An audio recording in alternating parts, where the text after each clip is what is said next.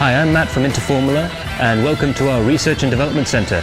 We do all forms of research and development, all the way from designing and developing our own race cars, to simulators, to running cars in racing series and rallying all over the world. We also do a lot in the Asian Classic Car Championship, so do look out for us. For any information, do contact us with the number down below.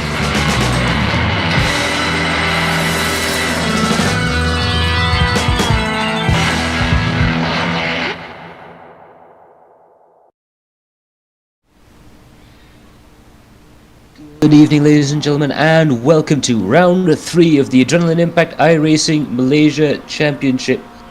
We are now in Lime Rock Park for round 3. My name's Matthew Palmer. I'll be your commentator for this evening, alongside with Chan Wei Han, and we're now in the practice session right now. I guess Wei Han, are you online at the moment? Hi, Matthew. Yeah, I'm online at the moment. Just setting up some of the sim at this point. Alrighty, so he'll be joining us for the start of qualifying and the race as well. In the meantime, we still have Ahmad Norazam tracking through there in the Outer House FCR performance car. Right now it's 25 minutes past in the 1 hour practice session, so 35 minutes left to go. And we have Saiful Rifin in first position, followed by Amir Faridian and Nigel up there in third position, followed by Freddie, Ilham, Jizreen, Shamir, Dominic, Khalif and Azri. That's your top 10 right now at the moment. And our podium winners from last round, if you remember, we were at Okayama, and Ilham Halabi of Versatile Racing Performer is the winner for the previous round. 30 points. He takes home a Toda snapback cap for his win in round 2. In P2, Kelvinder Singh from SRE Racing Team A, he takes home 28 points, and Ahmad Norazam from Outer House FCR Performance, helping the Teams Championship for that particular team, in third position with 26 points. So now we have a tie for the Drivers' Championship. Ilham Halabi and Ahmad Norazam are both on 50 points, with Shamir Aizan in 47th, in third position with 47 points. Saiful Rifin is tied with Wei-Kit Loh for fourth position, followed by Jazrin Jali, Muhammad Khalif, Nigel Chua, Dominic Ang and Kelvinder Singh. And in the Teams Championship, Outer House has a commanding lead at the front of the order, with Speed Tavern, Uncle Racing Team, SCD, Go Racing Paduan and SRE rounding up the top 5 positions. Versatile there, a notable entry, that is Ilham Halabi's own team. A single car team doing very, very well to get up to 50 points, ahead of Rab Pro Drag, Android King, SSAD, Paduan SRC B, G29 Racing, Todak Motorsports, SRE Racing Team B, 778, Hermanos Veloces, YLab Motorsports and FR Garage. Okay, guys, ready nak commentate hot lap. Okay, I'll just play back. Okay. Okay. So we're going to go on board with Saiful Arifin. This is during free practice 1. So this was during free practice 1, held around noon on Friday, and we see Saiful Arifin going down the Samposi straight and diving into the braking zone. Very, very early turn in for Saiful, into turn 1, through the big bend, and now into turn 2. Got to be very, very careful over the bumps here. The car gets unsettled, it loses stability. Then the third part, back on the big bend, so to speak, and now we head off into the Grand Prix chicane through the sweepers here. It's going to be very tough to drive side by side through these corners and into the first chicane. And now over the crest, and it's going to be a very, very high speed run all the way through the penultimate corner, and then through the big dip where the car goes really light over the crest just before they brake for the turning into the final corner and onto the Samposi straight, one of the longest straights out there, even though it's a very short course. and that is a lap by Saiful Arifin. So there he is in second position. So Saiful Arifin there giving us a high-speed tour of Lime Rock Park at 2.6 kilometers long. It's the shortest venue to ever run a Le Mans Series sanctioned race. The American Le Mans Series has its annual stopover here. A very, very popular place for endurance racing despite its size. You can imagine the LMP1 cars tearing around here. An absolutely fantastic sight to behold, the big prototype cars. It's been that way since the IMSA GTP and Group C days, so very, very cherished place. The other little tidbit of fact there, the main straight is named after Sam Posey, a long-time veteran race car driver. He's raced virtually everything from single-seaters to touring cars to stock cars, as they say in America, as well as the big Can-Am beasts. And after quitting racing, he's gone into broadcasting and has spent about 30 years bringing Americans all forms of motorsports, everything from rallycross to the Pikes Peak hill climb to IMSA GT racing, as well as stock car racing for over 30 years was his career. And so in honor of him, his favorite track, Lime Rock Park, is named the front straight after Sam Posey.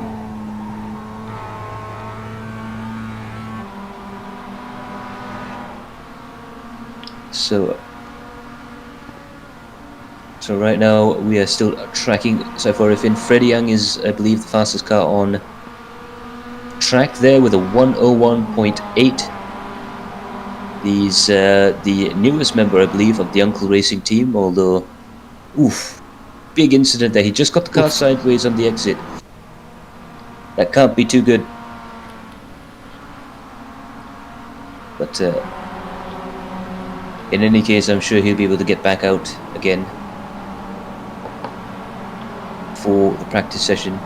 Meanwhile, Ilham Halabi is in a Toda livery car. Yeah, I'm going to change his ni dia punya nama team jap. Baru tukar. So he Toda approached him and he got the bid. Yeah, so we've heard rumors all throughout the week that Ilham Halabi is going to be a member of Toda Racing, Toda Motorsports, and it looks like they finally inked the deal.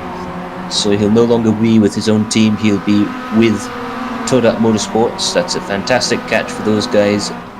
Absolutely one of the fastest drivers out in the field. It's going to help Toda Motorsports' chances in the team's championship, as well as Ilham Halabi's own chances, because it's always better to try and work with teammates. And it's looking very, very good for the young Malaysian driver, who's quickly proving to be one of the fastest drivers in iRacing here in Malaysia.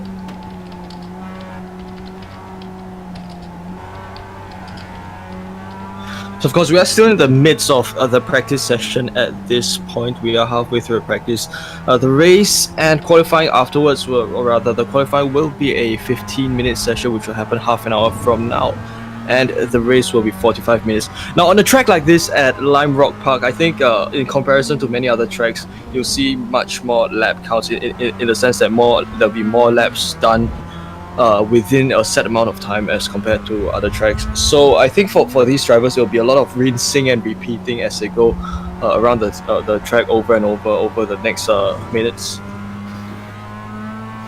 Yeah, and it looks like there's going to be a lot of traffic around here as well. I believe we have 46 entries for the field, so that looks like it's going to be a very, very packed field indeed. Saiful got a 101. So now we've got two drivers in the 1 minute 1 second time bracket, and positions 3 all the way down to 17 in the 1 minute 2. So these guys are definitely very, very close together in these MX5 cars. Looks like it's going to be a very, very exciting race indeed.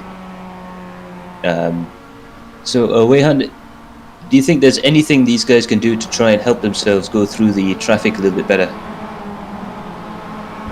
I think when the issue of traffic comes, that would probably happen when the lead drivers kind of begin to lap the rest of the rest of the grid. So, yeah, I think what will probably make things a little bit easier for everyone is to, I guess, first of all, you'd have to identify some good overtaking spots on this track. There are quite a lot of spots that you can overtake, but there are also spots that you should not overtake, like the chicane and perhaps even the right-hander downhill, or rather for an overtaking to happen safely.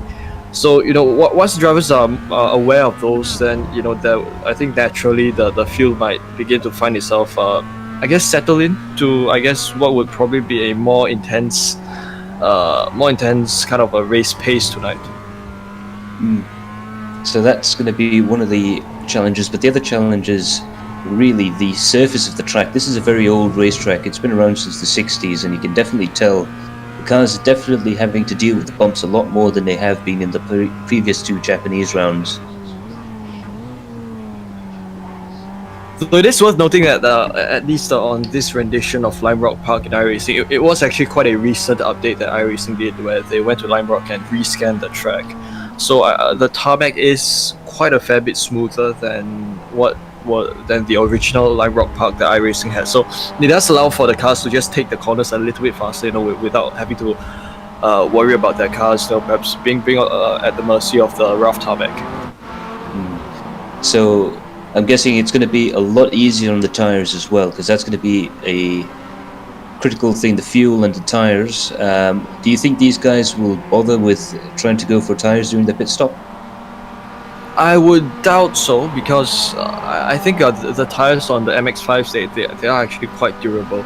So I think they should be well enough to last 45 minutes. But I think depending on the fuel strategy, if there are fuel limits, drivers might opt for refueling. And it looks like since the previous 2 rounds have shown, it is possible to do a 45-minute race in these cars, but you've got to use a lot of fuel-saving strategies to try and do that. And it is a strategy that hasn't quite worked yet, but here's hoping that maybe someone might be able to pull it off, might actually gamble to try and get to the end on a single fuel tank. So what do you think of the chances of that happening on this track in particular? I think it would such a strategy, a fuel saving strategy, would favor a track that kind of demands less fuel burn per lap. But Lime Rock Park is quite a high fuel burn circuit, so I think it'll be a little bit difficult for drivers to kind of pull off a no stop strategy. But with that said, with this track, it is short, and I think that the thing is that it might be easier for drivers to lose, their lap counts if they stay in the pits for too long. So I think it's something that they have to balance. If enough drivers decide to make the fuel stop, then I think the whole fuel saving versus no fuel saving thing would probably not be too much of an issue. Yeah, and there's also the question of full course cautions if they do come out. That might give an opportunity for some of the guys who haven't pitted yet a chance to be able to save enough fuel to get to the end, but it is very, very much a high-risk strategy, I'm guessing, especially on this track, because it's a lot of it's very high speed, I notice. Yeah, very much so. So I think that what we might see later on is that the cars will be very closely packed with each other, because I guess the way the corners on this track are laid out, it does kind of encourage cars to just go closer and closer, to inch themselves closer and closer with one another with each passing corner. So especially like the west bend and the downhill, the final 2 corners, these are places where they kind of have short stretches in between. These are places where drivers can close the gap and kind of plot overtaking maneuvers as they go around the track. But I think the key overtaking zone would actually still be the Sam Posey straight itself, because in the grand scheme of things, drivers would I guess the strategy that might unfold is that drivers would use the corners as staging grounds to prepare themselves for maneuvers to happen on the stretch itself. So in other words, it's sort of more important to get the exit of the corners right, especially the West Bend and down onto the Samposi Straight. It's going to be better to have a fast exit out of the corners than to try and late brake and have some form of a dive bombing maneuver coming into the big bend. Yes, that would be true because I guess the other straights are just not long enough for any good overtaking, drafting, or rather slipstream overtaking moves to take place. So the only place where such moves can be done more. Yeah, I guess drivers could do it more confidently on the main stretch instead of various other corners. But with that said, you do have the left and right-hander. That part is where drivers might still kind of be able to switch positions every here and then if they are close enough and if they decide to tussle on that early on. So this is Tengku Isanlei. As you can see, one of the pitfalls along the final corner, the downhill, is that you can carry a lot of speed through that corner, but if you just, I guess, overshoot your apex by a little bit, you can find yourself out wide, and once you're out wide, it does unsettle your car.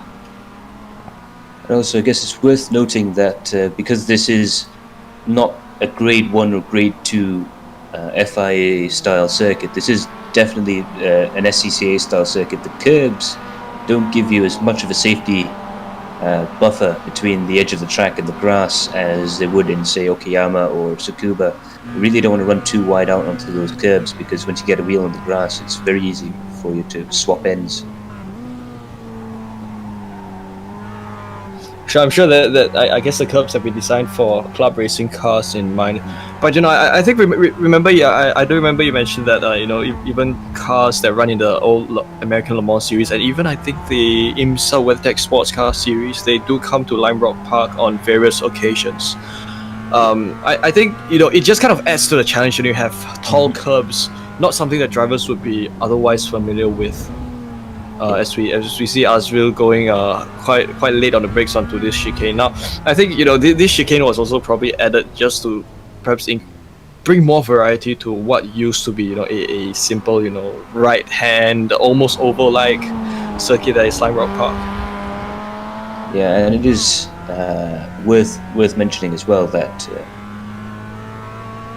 this track really does sort of bring into focus what a lot of people perceive as the problems with modern day circuit racing design, and that a lot of the times you can abuse track limits, but this is one of the few places where you really can't find that much more time abusing track limits. You just have to use the curbs, you have to just keep the car on the track as much as you can. And it looks like also it does look to be a very small track, but again, the WeatherTech guys come here quite often. The American Le Mans series used to come here very often indeed, so it just goes to show that if you're a little bit smart about trying to overtake and trying to place your car in traffic, you can make moves happen here in Lime Rock. Yeah, exactly. But I think just that because of the way the track is rather narrow, it's just that I guess in comparison to other tracks, you just have to be extra mindful of how you place your car and when exactly you time your attack. So we have a look at Afizo Azza, who just made a move ahead of the driver who was behind him. So usually this would be the zone where drivers kind of execute their overtaking maneuvers, and anywhere before that would be where drivers think of moves, plot for moves. And this is a dive down the inside. This would probably be a scenario that we might see unfold quite a lot later on in the race itself. Yeah, I can imagine some desperation moves might happen down there, as you can see Afizulja there just battling it out with Michael. The opening few corners do lend themselves to some pretty exciting racing. Yeah, they do. I think with at least with Lime Rock Park, the tricky corner that is, I find that the big bend itself, turns 1 and 2, a little bit of mistake there. So yeah, if you do brake a little bit late there, or rather if you miss your braking point, if you overshoot a chicane, you might face yourself with a slowdown. But yes, the big bend itself, turns 1 and 2, what spectators might have a hard time kind of identifying is that corner is actually a decreasing radius corner, so you do have to brake as you enter the corner, or you can take a wider line along the entry and kind of reduce your line as you tighten your line as you go inside. So that's one corner that might throw some of the newer guys out quite a bit. We can just see this car making his way around around the big bend. So first corner, no issues. Second corner is where you have to slow down a little bit more and try to keep yourself along the inside curve to make your exit as smooth as possible. It's sort of like the Craner curves, or perhaps the Magus-Beckett's complex in Silverstone, where you have to keep slowing down going through the complex, and it can be very tempting to try and get on the throttle too early in those sort of situations. But really, the key thing here is to make sure that when you do get on the throttle, you can stay on the throttle and try and maximize your exit, because that turn 2 can be really tricky. We've just got a comment there from Farizal Akmal. Missed the race because of full lobby. Oh dear. We feel your pain.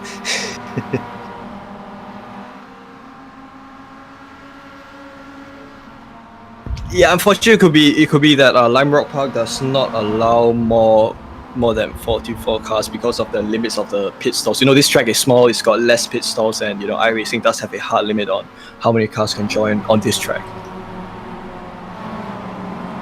So yeah, I mean, 44 cars is still going to be a very jam-packed race coming around here. It's going to be almost like NASCAR at Watkins Glen. Very small track, lots of cars. It's going to be very, very exciting indeed.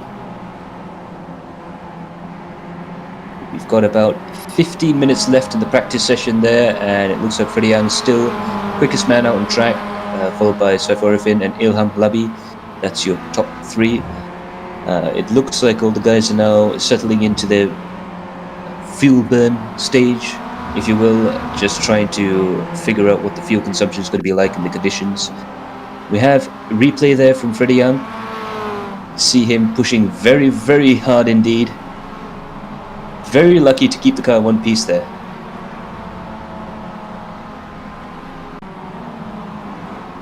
Yeah, look, I think even though it does seem to be quite a simple track, Lime Rock Park is full of surprises, depending on how you take the car around the track. So it's worth I guess noting, or keeping in mind that that there is a need to remain mindful as you kind of battle it out with the cars around you.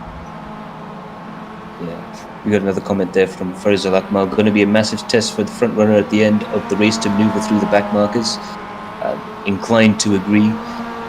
We've had a little bit of issues in the past. Hopefully everyone's behaving this time around. But we've had issues with back markers in the past with wider tracks. So around here you've got to be really careful indeed. Murazul Rahim as well can't join tonight. It's very unfortunate. We feel your pain, and we do hope you join us for the rest of the broadcast.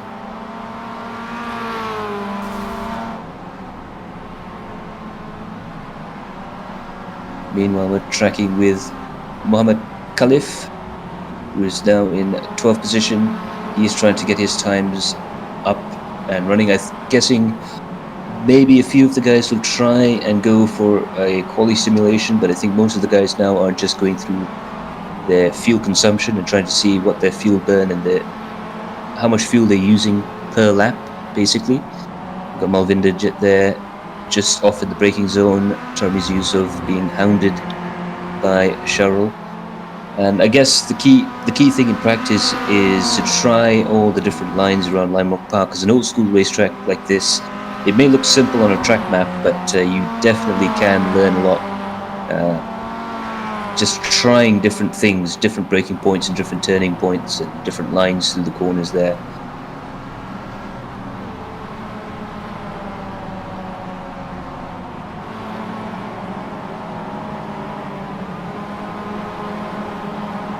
In any case, it looks like Wicked has just gone out for an outlap, but it looks like Ilham's in the pits and Freddie and Saiful are going for their long runs, so it looks to me that the only other quick guy, relatively speaking, that's just gone out is Amanur Azam and Shamir. We have Machil Hafiz. He's got a brand new rig out there, so he's gone from Logitech budget gaming to full-on direct drive simulator with the proper pedals and everything else. It's come to Sim Racing Master Race. Yes. Alright. No more of this console stuff. So, I mean, but like, how big of a difference do you reckon does it make to have the proper equipment? Well, I think it all depends on whether or not you prefer realism or you prefer something that allows you to go faster. So I think at least with iRacing, a direct drive will help, but what you probably want to look for is you want to look for a wheel that gives you speedy force feedback instead of strong ones. I think strength is something that many wheels can replicate. But I guess it's all about like the snappiness of the feedback that you want to feel, because that allows you to make better decisions as you'll be able to respond more timely based on the vehicle's feedback. So a wheel with snappy force feedback, and it so happens that direct drive does that.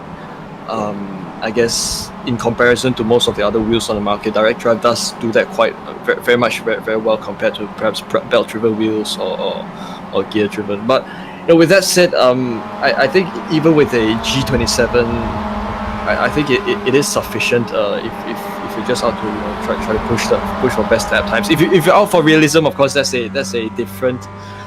be a different approach. With that, you probably want to go for a wheel that can give you much stronger force feedback. Yeah, it's possibly the reason why Michael himself went for it, because he's in the real world a touring car driver doing the Malaysian Championship Series, so perhaps he's just missing that feedback. I know from my own personal experience that the thing that I find lacking when it comes to using a Logitech or Trustmaster is I miss the brake modulation. Because obviously in the real world we have cars that have very, very heavy hydraulic brakes that you can adjust. As long as you've got the strength in your legs to do it, you can really adjust them almost to the Newton meter of torque. But obviously if you have enough time and effort, you can make anything work. Yeah, I think what's wonderful about the about even off-the-shelf pedals is that it's a little bit different from wheels. Someone's made a little mistake there, a bit of a block on the track. But yeah, with pedals, right? If you have the right resources, or if you know where to look for, you can actually use mods on your pedals to, maybe it won't compare to those top-of-the-line hydraulic pedals, but it does. If you're able to get at best a load cell mod for your brake at least, or perhaps a progressive spring, if you're using G29, G27 pedals, if you can get those springs, it does kind of to kind of increase the resistance of the pedals. It does do a little bit to help your foot inputs, throttle brake inputs. It does kind of help you make better inputs in that sense. Yeah, and I mean the most important thing is to practice and to figure out what you want from your input devices, because it's all well and good trying to spend as much money as humanly possible, but that doesn't necessarily make you faster. I find the best way to go about your sim racing is to start off with what you can afford and slowly creep up on it. And if you think that your braking needs to improve, try and do something with your brakes. If you think the force feedback needs improving, get another wheel. It's no good trying to spend unless you have 50 grand to burn, you don't really want to spend $50,000 on a sim racing rig right off the bat just to find out that you don't like it. So that would be my advice to start in sim racing, is to get a G29 or perhaps something used even, and try it out and see what you like about it and what you don't like about it, and go from there, because it seems to be a very personal thing when it comes to the input devices in sim racing.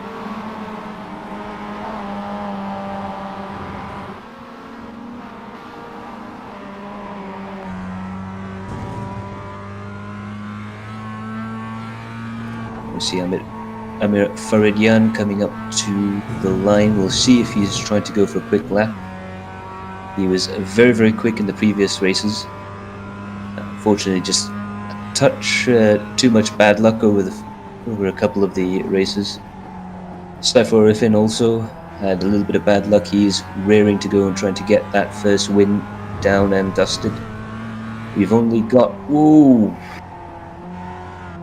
And there's the danger at the Big Bend section there when you go from turn 1 to turn 2 and you're not quite got your braking right, you haven't quite got the turn-in point right, and you can easily find yourself in a position where the only option really is to either go off the road or have an accident. But good responses there from Amir Faryad to avoid that particular incident. Adi Raimi Rashid there in 36th position. He's in the same team as his dad in the SSAD Go Racing outfit. He's up in 36th position, which looks to be very far down the field until you look at the times. He's only 2 seconds off, and I know he can go much quicker than that. So that just goes to show how close everyone is. It's been quite surprising. As we've got another 6 minutes to go before the start of qualifying.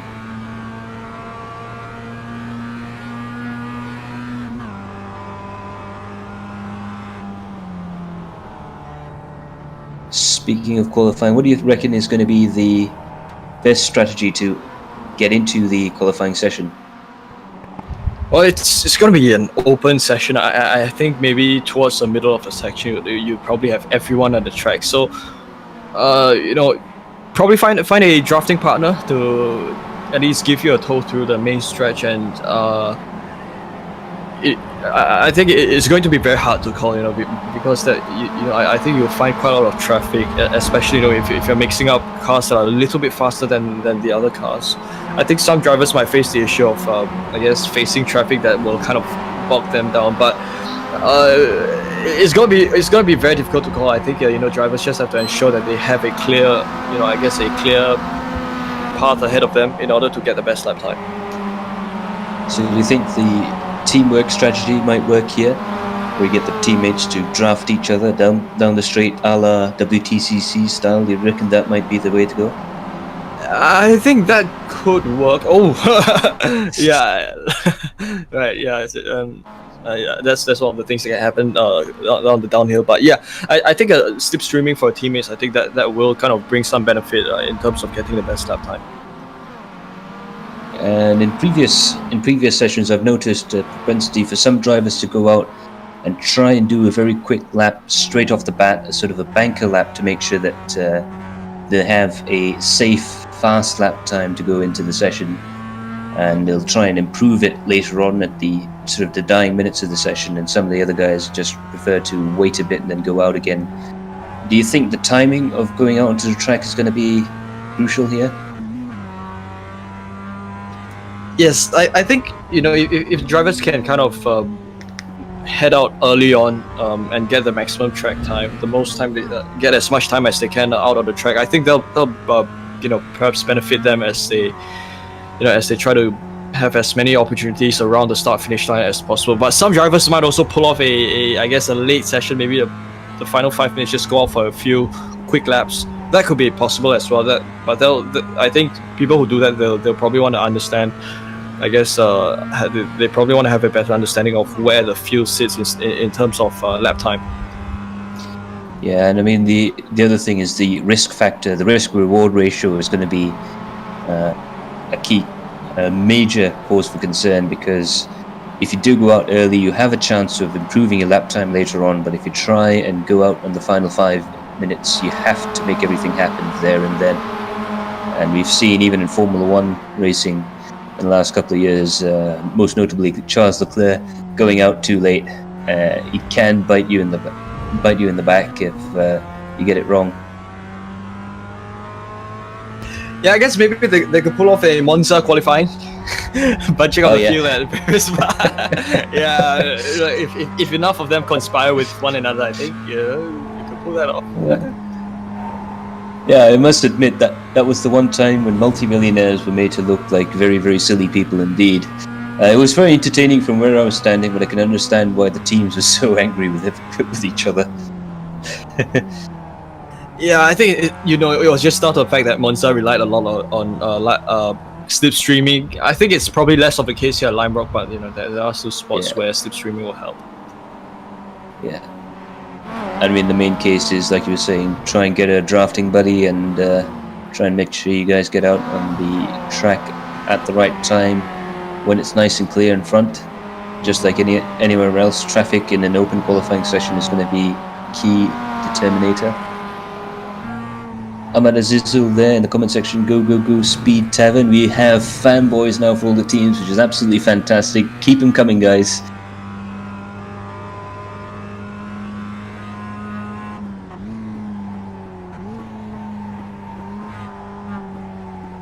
Also, just before the dying sessions of practice, we do want to have a nice warm welcome for our latest supporter, Works Engineering. You guys know them. They are one of the top motorsports sort of accessories providers. They have all sorts of stuff. They're now repping their gauge packs, especially their underground gauge packs. They look pretty nice. Might probably fit them on my car when I get the chance. And they've been very, very cool in supporting us throughout. So we would like to welcome those guys on board, and hopefully they'll be with us for quite a while. Yes, it's great that we have even more real life racing participation in this league. It's always great that we've got that Rd3 Racing series has the support of so many wonderful sponsors. It just makes, I guess, the whole celebration of sim racing being able to deliver the same racing experiences, similar racing experiences of I guess the same vein compared to real life racing. I think it's all just wonderful. Alrighty then, so now we're going to go off for a quick word from our sponsors and a quick break. Do stay tuned for qualifying up next.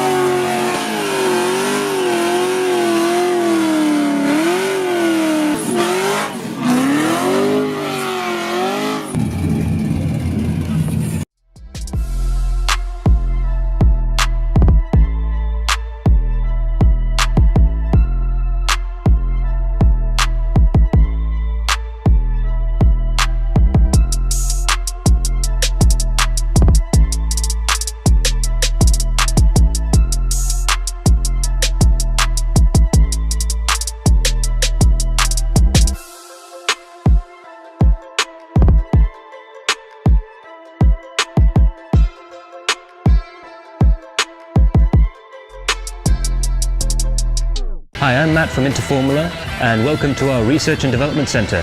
We do all forms of research and development, all the way from designing and developing our own race cars, to simulators, to running cars in racing series and rallying all over the world. We also do a lot in the Asian Classic Car Championship, so do look out for us. For any information, do contact us with the number down below.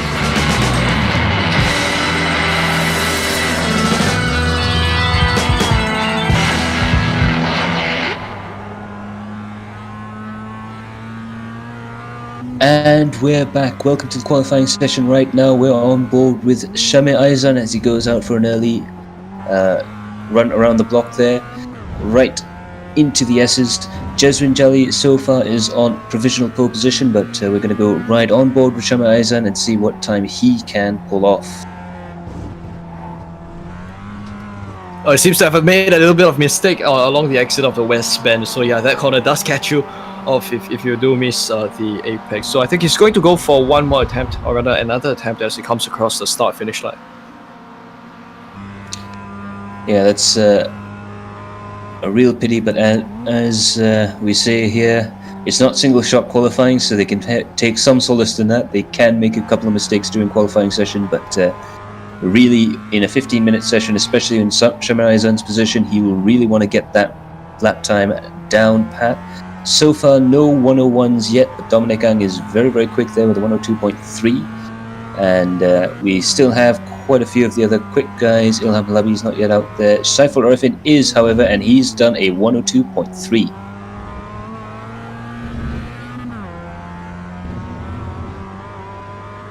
So of course we do continue riding along with Shamir Aizan as he does face kind of some traffic that does get in his way. So yeah, Saiful Arifin still in the provisional pole, although that might change with the next few minutes as more drivers come and complete their laps.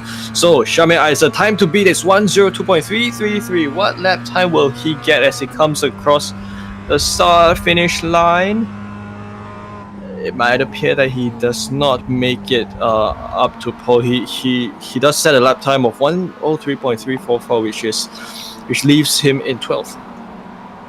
Yeah, so perhaps he'll have to go around again and try. He did get bulked a little bit. Meanwhile, Ilham Halabi is in a full gaggle of cars there coming up the hill. He's got to watch himself through the west bend after the chicane here. And we'll see if he's able to work with the cars in front or if they're going to slow him down a bit. Nigel Chua is up ahead and Wee Kit Long is further up ahead. So some pretty quick drivers up in front. He might be able to make this work.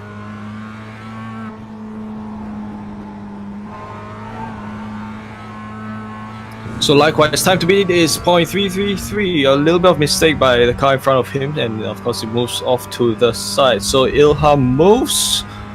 He sets a lap time of 102.501, so that is enough to, I guess, take third from Kelvin Singh, who was in third earlier on. So I think he does have 0.2 of a second, or rather he does have to set a lap time of 0.2 of a second faster than his current lap time if he wishes to go for the provisional pole. Yeah, that's going to make Toyota Motorsport very, very happy indeed. Meanwhile, this was the man that was giving those three drivers the tow. Wee Kit Low, again, very, very quick driver. We haven't seen his full potential quite yet in the series, but I'm sure that he will be raring to go and trying to get himself back up into the top 10 positions. He's now really very close to the car in front there, Danzel. I just backs off a little bit there, of course, deciding not to make the overtaking maneuver, which is a little bit safer at this point. So he will come across the start-finish line behind that car, and he will get a lap time of 102.799, which puts him down in 9th. So that's fairly good for Wee Kit. For now, he will want to go out and try again to try and get a quicker time. But in the meanwhile, we still have quite a few cars out on track. Amanur Azam is now in provisional pole position with a 102.232 as we ride on board with Freddie Yang.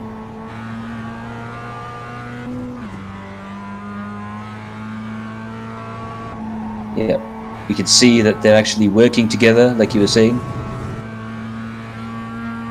That's Freddie and Dominic Ang working as drafting partners. Going to see them go across the line.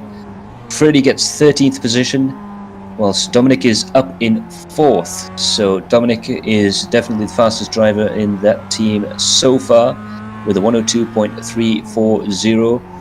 But it's still Amanur Azam in the lead, followed by Jasmine Jali, Saiful Arifin, and Dominic Ang. And there we have Mr. 10 himself, Tunku Ezanle, pushing very, very hard. Running just a little bit wide there. That first corner can be very, very tricky to try and get right.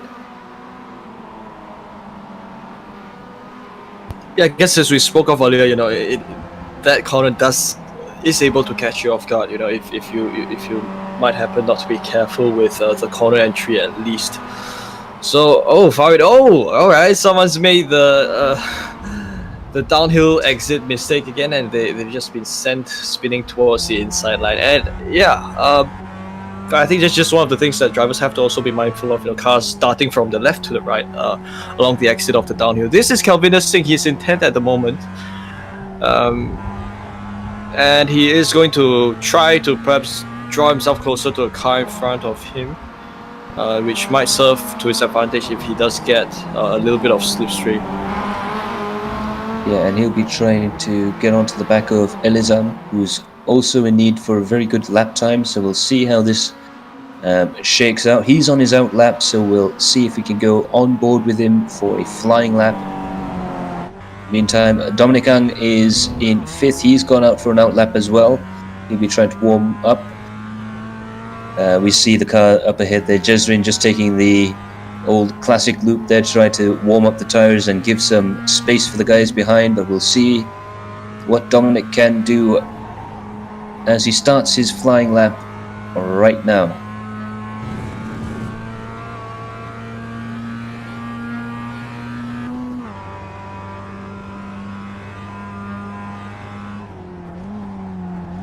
Down into the first corner. It looks like the quick line is to have an early turn in into the big bend, treat it as a double apex, right-hander and into the left-hander at turn 2 here. Again, he's going to be very careful this time, going for a late apex and into the third corner there. Ilham Halabi has gone fastest with a 102.089. The Toyota Motorsports guys are going to be very, very happy with their new latest recruit, as Dominic Ang comes in and he's messed up the braking point there, so he's going to go for another lap. And this is Ilham, your provisional pole sitter, and of course he's improved his lap time to 102.089. So I think it'll be a question of whether or not he can maintain his provisional pole. Possibly one way of doing that would be to try to break the 102 barrier to go into 1:01. So he comes upon he's just gone upon the west bend and he's going to go around the downhill. So lap time, his own lap time to beat is 102.089. Let's see if he does any faster through this main stretch.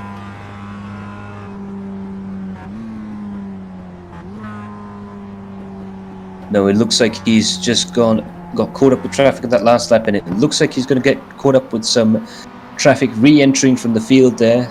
Seems to be a bit of a outbreaking incident coming into the first turn there, so that's going to be really difficult. But now we're going into crunch time, the final 5 minutes of qualifying. Everybody's going to be on edge.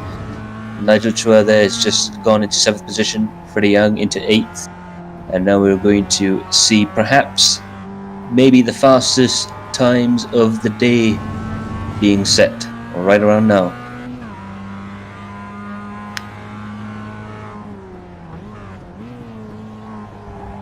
Nigel Chua there negotiating the Grand Prix chicane coming out of the West Bend, and now he's in a group of cars. He's got to figure out if Calvin Ha is going to be quick enough to help him down the straights. It looks like Nigel Chua is looking for a way around, but not quite able to make any moves stick. He's going to have to perhaps go into the pits.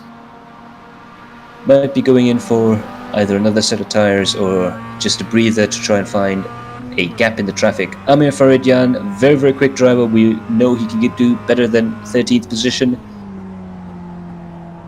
Saiful Arifin, meanwhile, has gone pole 1:02.012. Will we see a 1:01 lap time? Yes, the qualifying session does begin to draw to a close. It is, the seconds are ticking by, and the drivers they don't have much time to kind of set another lap time. So if anyone's able to break the 102 barrier, that could cement a new provisional pole. But of course, at the moment, it's being held by Saiful Arifin, as I think he would opt to end his qualifying session. And he does have a WhatsApp number on his bonnet. Oh, there you go. That's one way of. Yeah. So that's one way to advertise. Either he's advertising Android King's wonderful services, or he might be trying to put in a personal ad. I'm not too sure. I don't know the man well enough myself. But it looks like the top 3 drivers are in the pits, so it'll be up to guys like Eddie Adrian, Shami Azri and Dominic Ang to try and improve on their lap times, and let's see what we can do here.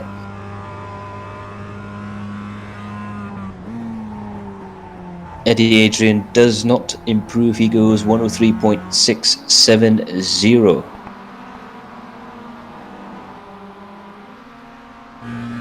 Meanwhile, we're on board with Shame Aizan, Rab ProDrag Esports team. They're really pushing their marketing efforts quite a bit, so it's nice to see them out there pushing this hard. You can see Tinku Aizan's car looking a little bit unstable coming out of the first corner there. Yeah, going ever so close to the front bumper of the car in front of him. So yeah, I think it is. Oh, okay. Whoa, that might have just ruined the qualifying for both of them.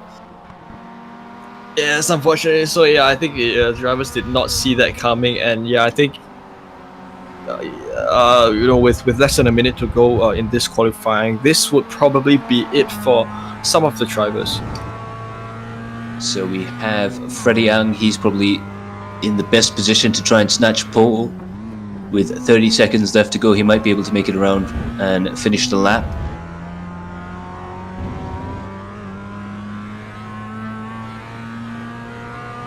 Going out of the West Bend, now going downhill through that fantastic series of right-hand sweepers. We'll see him dive down through the final corner, set the car up nice and early. He's trying to use a little hint of oversteer to get the car turned in and onto the main straight. And we'll have a look at the time. Can he improve from his 8th position? No, he has not. So that is our qualifying session done, and it looks like Saiful Arifin is on pole position.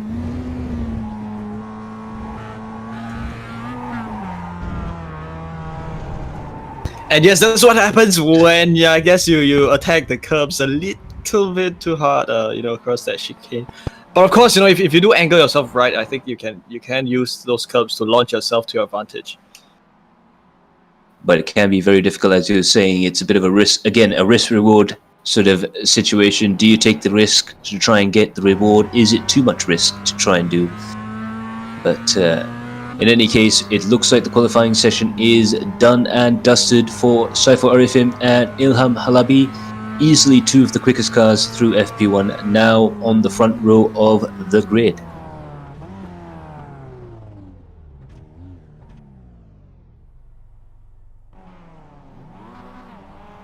There we see Shami Azri perhaps trying to fantasize about being in pole position. Visualize and get that into there. Yeah, man. I don't blame him. Sometimes you just sort of want to do that sort of, We can only hope and dream.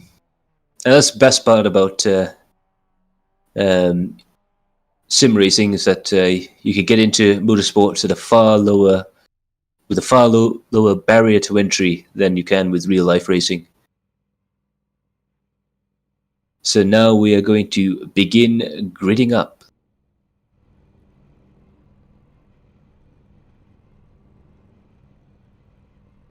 And we can see there our top 10 on the grid. Saiful Arifin, Ilham Halabi, followed by Ahmad Norazam in 3rd position, and Amir Farid Yan. That's your 2nd row of the grid. The 3rd row, Shami Azri and Jezrin Jali, who's had the provisional pole for quite a while, but unfortunately lost it. He's now down in 6th. Dominic Ang 7th, Kelvin Singh 8th. Freddie Yang is in 9th position for the Uncle Racing team. Najib Chua for Speed 7 in 10th position, Wicket Low in 11th, and Afizul Jai in 12th. Now we're just waiting for a few of the guys to grid up. Much sharper gridding up this time around. Everyone's definitely ready, waiting and willing to go. We've got a blinker there in 5th position.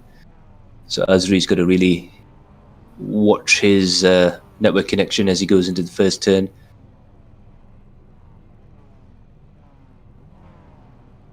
And we're waiting now on the precipice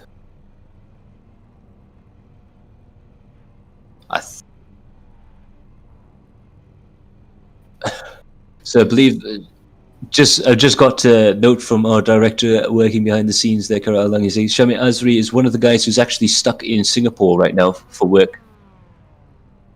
So yeah, just let me know where he lives, then maybe I can send him some love, man.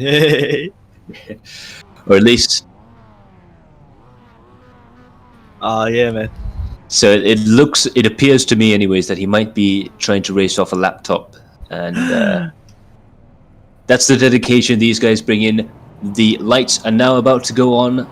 We are fully gridded up. The 5 red lights go on, and we are away. Saifur Arifin has a fantastic start, but Ilham Halabi has bottled it a little bit. Amanur Azam is now side by side with Ilham Halabi. Meanwhile, the guys further back in the field are side by side coming into the first corner, and it looks to be that we have a clean start through turn 1 with Saifur Arifin in the lead. Yeah, a little bit of car contact here throughout the field. Quite a number of drivers who have gotten themselves tangled up in one way or another through turns 1 and 2. But of course, at least at the top half of the field, everyone's been able to emerge from the first few corners rather unscathed. So Saifur Arifin, Ilham Halabi, and Ahmad Norsam remain the guys in, or rather up top, and the steward has thrown the yellow flag. So we can see some cars stopped there in turn 2. So we're going to have a quick look at the replay to see what happened down there in turn 2.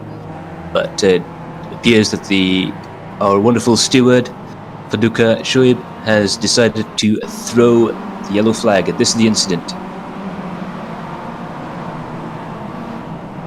We can see there most of the cars getting through there, but Afizul Jai getting sideways, and there's just nowhere to go at that point. Looks like he's just got turned around.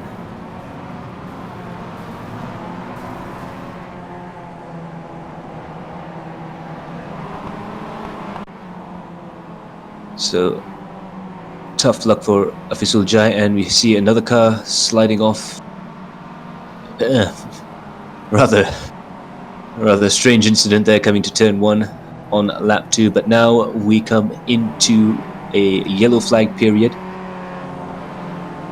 This is going to be absolute torture for the drivers because it's building up to the race start all over again.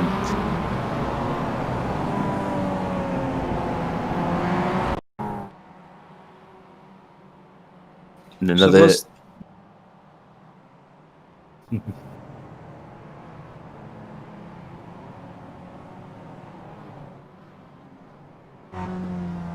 So we have Amir Faridian there in 4th position. The cars have now been picked up by the safety car. Luckily there's not too much in the way of lap traffic, seeing that it's only the 2nd lap, so we should be okay for getting everyone in the right positions. But as it stands, a 2nd corner first lap incident has brought out the yellow flag for round 3 here at the Adrenaline Packed iRacing Malaysia Championship here at Rime Rock Park. And yeah, real pity for Afizul Jai to try and avoid that incident, and all the guys behind him. Unfortunately, it just appeared that there was nowhere to go.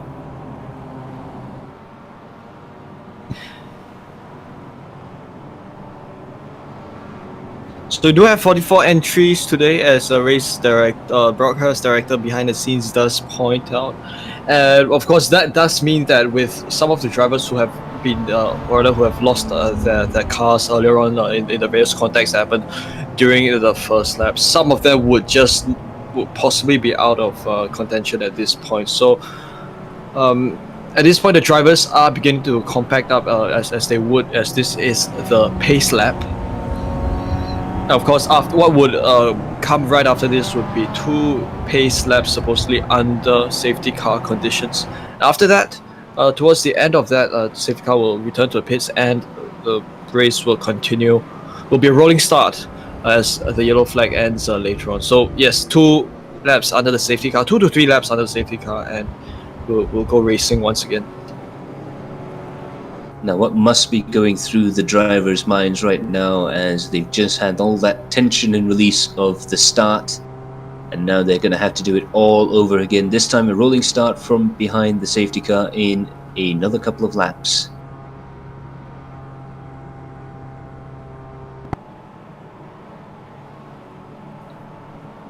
So do see some of the drivers weaving about behind. Of course, it does possibly do a little bit in order to get some temperature into your tires, just as it does in real life. Of course, you know, when you're slower, when you're in a pace lap, you do lose some of the tire temperature, and sometimes you would, at least on iRacing, you would require 2 or 3 laps to kind of regain your optimum state of grip with the tires. So yeah, one of the things you can do is, of course, weave, try and put some energy in the tires. That way you can try and ride the brakes and try and accelerate and brake, but of course you have to be very, very careful, especially behind the safety car when you try and do that, simply because you don't want to brake check anyone behind you or drive into anyone ahead of you. So weaving tends to be the most popular method to try and get some tire temperatures in. But of course now they've got to reset their mind and calm down and get themselves ready for the restart. Some of the guys further behind might be a little bit riled up after that incident, as they naturally would be. And you can see some of the tail enders catching up to the line. You can see it's in some parts of the track under safety car can get very slow. So of course we do have 41 of the 46 contestants tonight back on track. The rest, 5 other cars, or rather 4 other cars are in the pits, and I guess the cars back, they are just making their way out of the pits. If there is fast repair, I think the drivers can deploy that. As safety car goes in, we prepare for green flag again, as this is Saiful Arifin along the race lead. He leads Ilham Alabi down start finish line, and this is a 2-wide battle between Amir Farid and Ahmad Nur Azam for 3rd and 4th position. A little bit of a move there by what would be Wicked behind there in order for a move up to 5th. So this is Saiful Arifin. We have a good view of the rest of the field from his gearbox camera as he leads everyone with a bit of a comfortable margin. Yeah, it looks like Saiful Arifin has managed to get another good start. Ilham Labi also had a very decent start there, but the 2 FCR out-of-house cars were battling it coming into the first corner, and Wicket there obviously trying to make some moves stick. But as we are tracking right now, Nigel Chua, he'll be looking, I think, to try and get ahead. All the drivers now have got their restarts sorted out. It looks like we've got a nice clean run through. We've got eyes. The stewards have got eyes for the chicane to make sure everyone's gone through there. And it looks like we have our first green lap. Absolutely. This is Farid. He's in 3rd, and of course he is 1 position up from where he began earlier on in this race. So of course he is coming under a bit of pressure from Dominic Ang, who we don't see on camera at this point, and he is trying to close his gap with Ilham, who is in 2nd in front. So now we have a good view of some of the battling there. Yeah, there we go. Yeah, now we have a good view of the cars along in the background. That the cars that you see behind you, those are cars from positions 4 down through to 10th, and they come upon the chicane. So does Farid make use of the turtle shell curbs? Probably not. So that does kind of offer him optimal speed through the corner as he leads. Or he rounds off the top 3 battle pack through the west bend, and of course, you know, line block being so short, this is another lap done here on this circuit as he comes upon the downhill. Good use of the exit curbs there. You know, you don't want to touch the grass, or that will send your car around bouncing inwards. We can see there a position change for 5th position. It looks like Freddie and Wicket are still battling it out. Meanwhile, the cars are starting to string out now. A lot of the drivers now are going to find out whether they're going to be fast enough to try and catch the guys ahead, or if they're going to be defending from the guys behind. Wicket and Nur Azam are in a bit of a battle right now, with Freddie at the back waiting for his chance to try and get past, but it looks like Wicket Low is going to be very, very close to Nur Azam. He might be trying to set up another pass into the main straight there. You can see the cars still very, very close to each other there from 5th position right the way down. The top 4 has managed to get a bit of a gap going there. Sorry, the top 3 Dominic Ang is 1.5 seconds away from the lead group, with Norazam and Woikit less than a second behind him. So it's going to be a very, very tense moments coming into the first corner for at least a few laps for Dominic Ang, but he's got a lot of experience in racecraft, so he should be able to sort that out. Aslan there is now trying to go for an overtaking maneuver. Will he make it 2 passes in a row coming into the first corner? Nice textbook outbraking maneuver, but he just has to avoid a slow-moving car on the inside there. That could have been a very big accident, but he manages to get through nice and safe. And this is Dominic Ang, who's probably gotten himself unstuck from, I guess, possibly running wide earlier on. He rejoins the field in 11th. So he was up there in 4th position. He may have had either a coming together, or he may have out-defended himself into turn 1. Ahmad Norazam was quite close behind, along with Woikit and Freddie. That was the battle for 4th position. Now Ahmad Norazam is in 4th, followed by Woikit and Freddie. And it's going to be really hard for Ahmad Norazam to try and catch them up. We know he's got the talent, but has he got the circumstance to be able to get past them?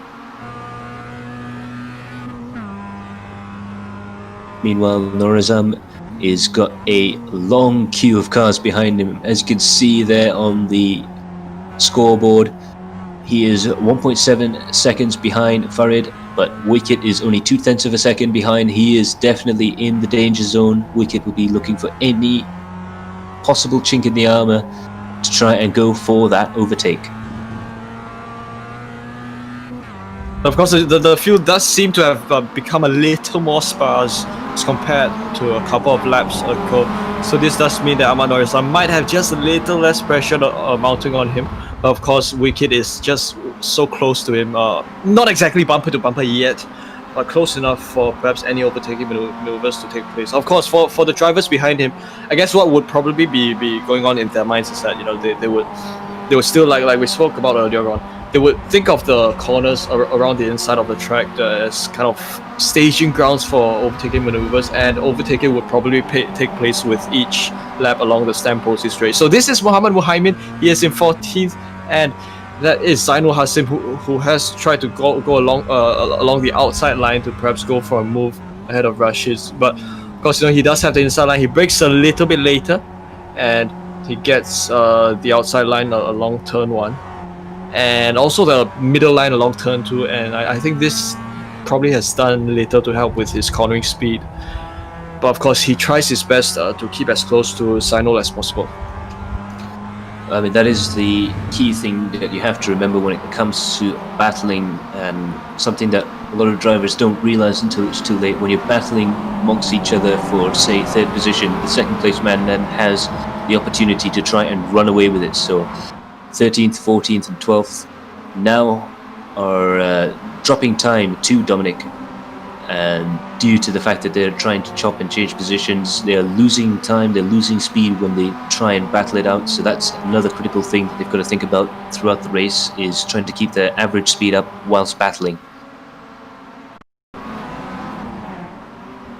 And now we've got Faisal Alang in the replay. He's the car coming into that first bend, and he just gets the car sideways, overcorrects it and spins the car. And maybe Faisal was trying some rally maneuvers on Lime Rock Park. It looked like he overdid the Scandinavian flick just a little bit there. But of course, with these MX5 cars, they are very versatile, and sometimes if you do decide to slide them into a corner, you can in fact get away with a flick, or even a nice power slide. Yeah, these cars aren't so aero-dependent. They don't even have rear wings, so even though the aerodynamics are important in drag, and you do pick up a bit of drag when you damage the bodywork on these cars, but being fairly undependent on downforce, they're not very dependent on downforce at all, so you can get the car moving around and still get a good lap time.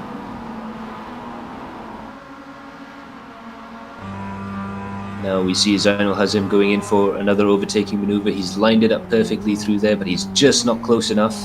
He's going to have to pay second best for this lap, but he'll be trying his hardest to try and get onto the back there. But there's been an incident. Again, another car off at turn 1. It seems to me that a lot of cars have been misjudging the braking point in there. It is a bit hidden, if you will, the braking point at Samposi Straight. It's a very strange corner. It sort of leads into itself as opposed to just being a straight immediately followed by the corner. A very interesting braking line, and you've got to be able to trail brake effectively in order to get around the big bend efficiently and as fast as possible. Afisujai there now, he is closing up on the man ahead, Mohaimin, and he's got Alvarez behind, so he is going to be in a very nerve-wracking sandwich in a lap or so's time. We'll see how they go through the final few corners and see if there's any winners and losers from this one.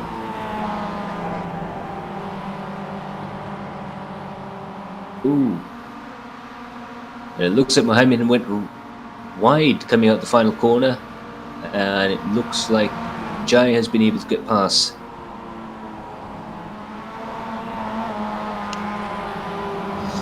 Meanwhile, Teguizanle has got trouble brewing from behind. Adi Rahimi is right behind him. He'll be trying his hardest to try and pull away from Adi. We know Adi's a very quick driver. He's got some experience in real life racing as well. So these two guys would have probably met themselves at Sepang in the past, and now they're going to duke it out again out there on the track. Teguizan there. Looks like he's losing just a touch of time coming onto the main straight. Meanwhile, Kalvinder Singh is coming on to a group of people. Cars from 5th to 8th position. They're all very, very close. We'll see some position changes very, very soon indeed. We see a car parked there on the apex of turn 2. Kalvinder Singh now trying his hardest to close up to Jeswin. There's about half a second between them, so if Kalvinder can get his braking right for the chicane and for the final few corners, this will be a very interesting overtaking opportunity up ahead. Yep, they come upon the chicane, and of course, chicane itself is not exactly an overtaking point, but every section from this point on would be I guess a possible zone for overtaking maneuvers to take place. But of course, drivers will focus on trying to get the best momentum as they can through the apexes and down onto this downhill corner. So usually it is this stretch that comes up that will be the staging ground for overtake. So this is Azril. He is in 25th, and he is behind Azam Azni, who is in 24th. So because this is what you would call the no-name straight at Lime Rock Park. Of course, it is a little bit of an essence, so to speak. And yeah, almost coming to contact bumper there. Of course, this is what happens when you go very close with each other as they went upon the uphill chicane. And yeah, we can see he is now trying to set up a move on the main straight. You have to think basically half a lap in advance when you try and line up an overtaking move at Samposi Straight. You've got to get that chicane right if you want to try and overtake down here. And now we can see Azra Nazli. He is now drafting behind Azam, coming into the braking zone there. See if he's able to do anything. He has not been able to overtake Azam right now, but they're coming up onto traffic. Meanwhile, Ilham Halabi is still right on the coattails of Saiful Arifin, with Amir Faridyan right behind him. The battle for first place is heating up. They are very, very close to each other. A mistake from any one of these three drivers can have big implications to the end of the race. So of course we are we are rather around the 1/3 point of this race. This race is 45 minutes long, so it is quite a push. It is quite a stretch for these drivers, but of course we've got many cars to just kind of spice things up a little bit, so it will keep drivers going for the rest of the 45 minutes of the race. So this is Ilham. He is in second. Of course, he was at one point he had a provisional pole, but of course the pole went to Saiful Arifin. So the positions that Saiful and Ilham currently occupy, they've not changed this race. Of course, Farid from 4th, he has leapt forward to 3rd. It looks like these guys are running very, very close to each other, about half a second difference between them, but it looks like Amir Faridyan is much more confident on the brakes coming to turn 1. He can really dive into the corner a lot better than Ilham is. Of course, this could mean that Amir Faridyan is using up the tyres a lot more through the first half of the race, and Ilham's just trying to keep his tyres alive for the final push. Ilham Halabi, a very strategically minded driver, but now we're coming into lap traffic.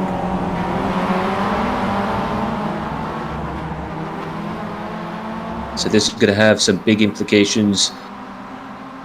Really, the lead of the race is dependent on who has the best ability when it comes to dealing with traffic. We know Saifuddin can be very good, but he has been caught out more than once before. When it comes to trying to lap traffic, he's gone a little bit wide there, but he's managed to keep the car in a straight line. Calvin Ha managing to get into a position that he can give the three front runners space as they come into the first bend. So now we look for Freddie Young, who is now being harrowed and pushed around by, or so he is harrowing and pushing Wicket at the moment, and it looks like Wicket's having a little bit of a netcode issue there. But lap traffic there. Yeah, this is the dangers of sim racing when you have netcode, lap traffic, and drivers driving very close to each other. This can be a very nerve-wracking situation for these drivers, but cooler heads are prevailing at the moment, and it looks like Freddie Young is getting closer and closer to Wicket. There's only 0.3 of a second between the two of them, and it's now down to who can get the best drive coming out of the final corner and onto the main straight, and it looks like it might be a little bit too far for Freddie to make the overtaking maneuver on Wicket.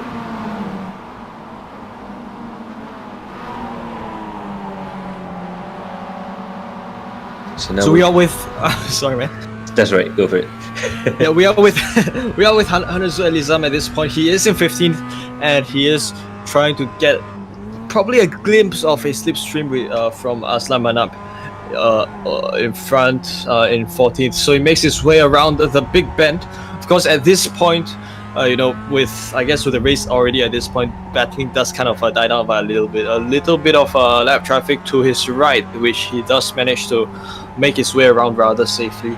And he has been just progressively closing his gap with Aslan.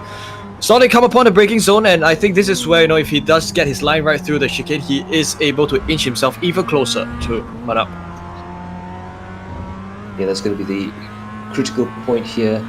It is the most technical part of the track, the chicane, and I think you'll find guys who are very good on the braking there will be able to make the maneuver stick. So, like I was saying earlier on, when you try and make an overtaking maneuver on the San Posi straight, you really do, especially on this layout of the track, you have to think about half a lap in advance and to do that braking zone. Meanwhile, we go into a replay and the first of our pit stops.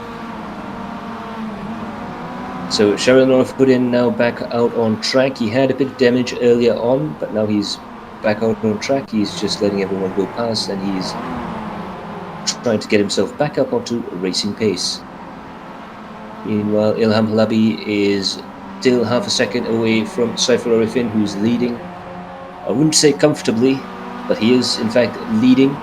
And Amir Faridyan is just behind, and it looks like those guys are going to go closer together on this time through on the straights.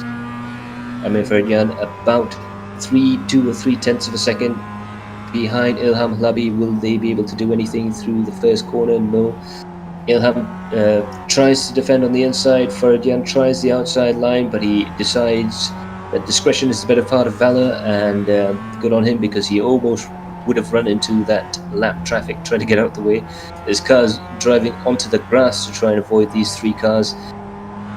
Meanwhile, Ilham Halabi is getting closer and closer to Saiful Arifin. It looks like Ilham will be starting to challenge for the lead.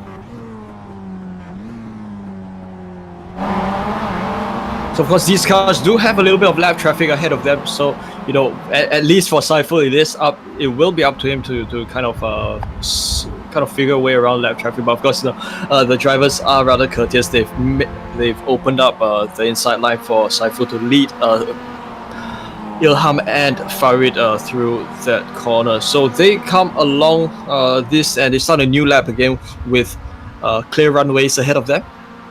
And this has allowed Ilham to even obtain a little bit of slipstream from Saiful as they go upon the first corner. Meanwhile, we are tracking Kelvinder Singh going through the first bend there, and you can see there's bumping and barging all over the field there.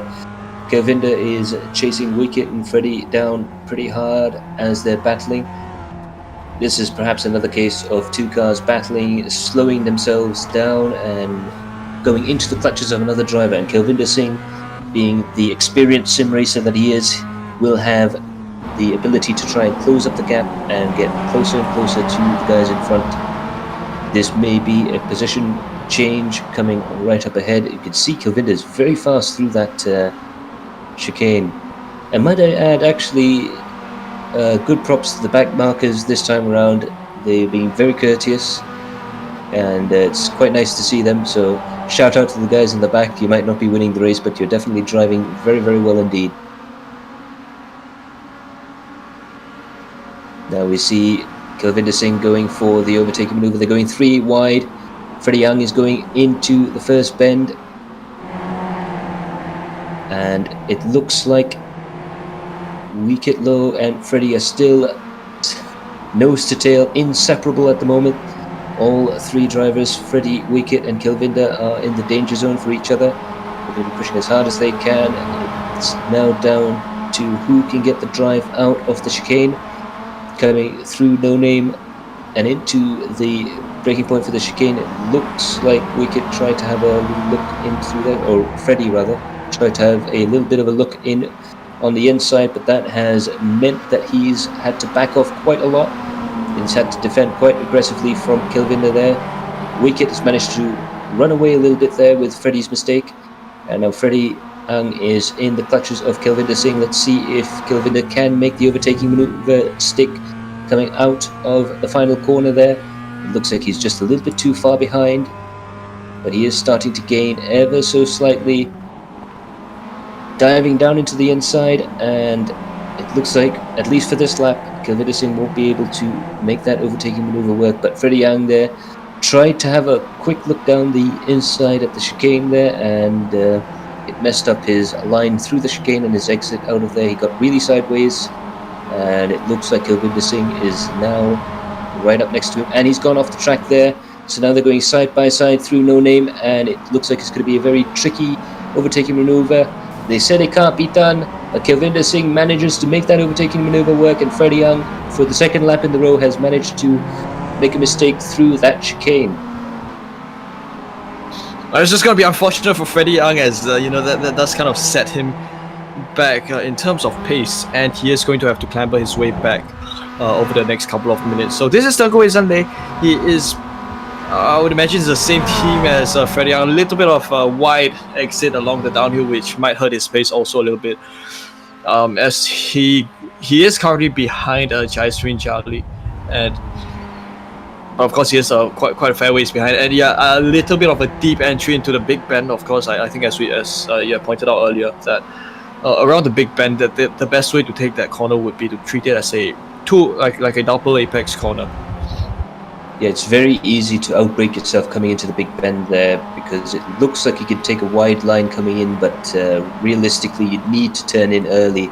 It's one of those tricks that you sort of disappearing from modern racetracks, because modern racetracks tend to be very technical and very coal-faced, but these old school racetracks, definitely, they have secrets within that are absolutely fascinating. It might look like a very simple track to drive on, but trust me, this is one of the most challenging tracks in North America. Meanwhile, Wicket Low is closing up on Amanorazam, who is having a little...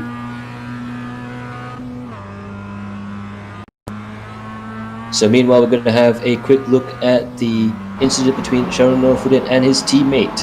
We're going to have a quick look and see what happened here, and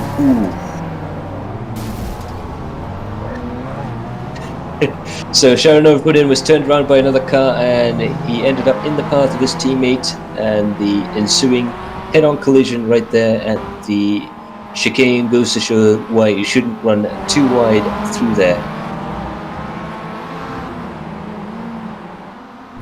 course, I think as we brought up earlier on, this track does kind of have many surprises.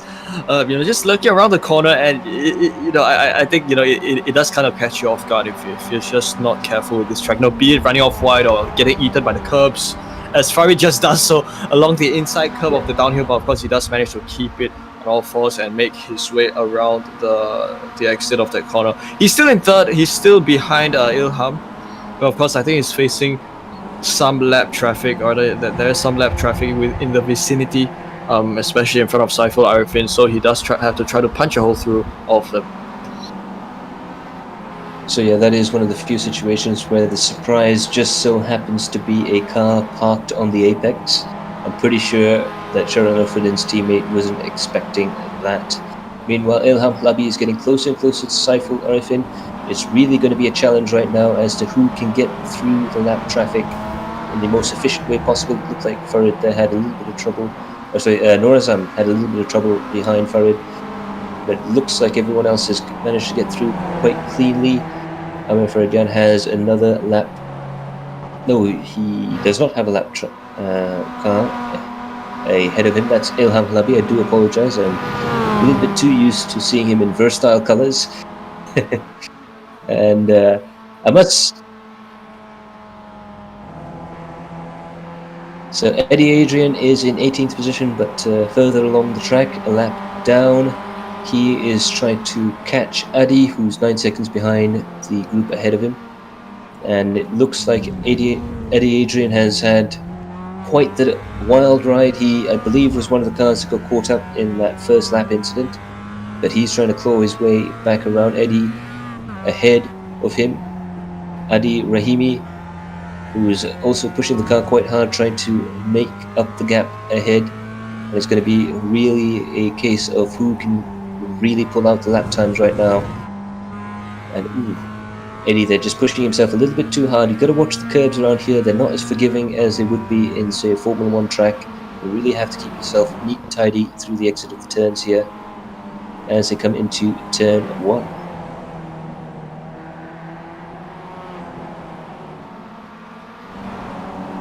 In the meantime, we have Zainal Hazim there, who is trying to catch up with Adi's dad. Rashid Raidel up ahead. So Zainal Hazim in the other Todat Motorsports car. And I must say, Todat Motorsports must be very, very happy at their new hire. Ilham Halabi is doing a great job for them up at the front of the field. And meanwhile, we have Zainal Hazim there, who will be counting on every single car ahead to try and slow down Rashid Raidel. And they managed to get through Faiz there. Goes for a wider line, maybe perhaps just to give Faiz, the back marker, a bit of space. So that's some smart driving there from Zainal Hazim as they come across more lap traffic. Andre Ambadar is the man ahead of these two cars. He's a lap down. And it's quite interesting to see that even the cars in 11th and 12th position have to deal with lap traffic. That's how many cars are on the field. As you can see in the little mini-map on the side, there is virtually no clear air ahead of anyone at this point, and it's really going to be a case of trying to push as hard as they can to get past as many cars as they can in a clean and sensible manner.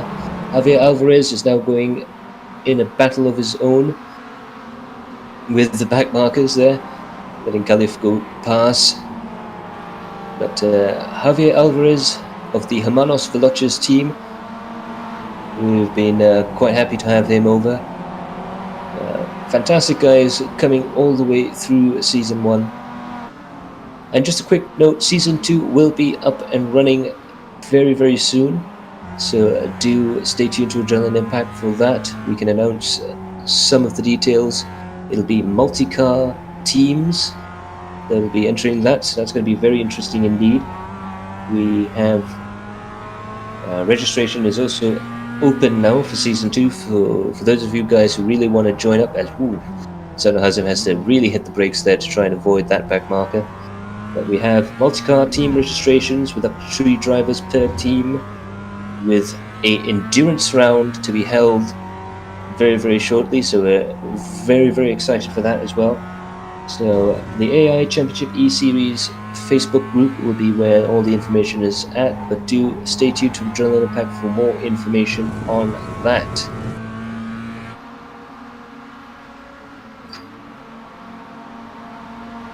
Of course, we've come to, or rather we do have just over 10 minutes of green flag time over here at Lime Rock Park. Of course, Saiful Arifin and Ilham Halabi as well as Farid, these are still your three drivers up top. The positions have kind of remained as such for most of the race at this point. We've yet to, I guess, see any overtaking maneuvers take place among these drivers. Oh no, it could just be that they're deciding to perhaps take it safe. As you just said, that Farid has gone into the pits and that was there goes the cone, man. You could see the cone flying there, and that was quite a quick entry. But of course, he's made his car safe into the pits, and he will possibly go for a fuel stop. And it looks like if Amir Faridyan is going to go for a fuel stop, it might mean that both Saiful and Ilham will have to go in for fuel. No real news on Norazam. I believe he might have to. Kelvin is saying looking very, very quick indeed, actually. He's now into 4th position. So we sort of snuck, as he very often does. He does that Daniel Ricciardo thing of sneaking himself into 4th position while no one's looking. And as we see there, Jezrin Jelly there, Amir Faridyan comes out in 12th position. So now the trick is to see how many people in front of him do go into the pits and if he can make up enough time to make the undercut work if the top 2 drivers go into the pits.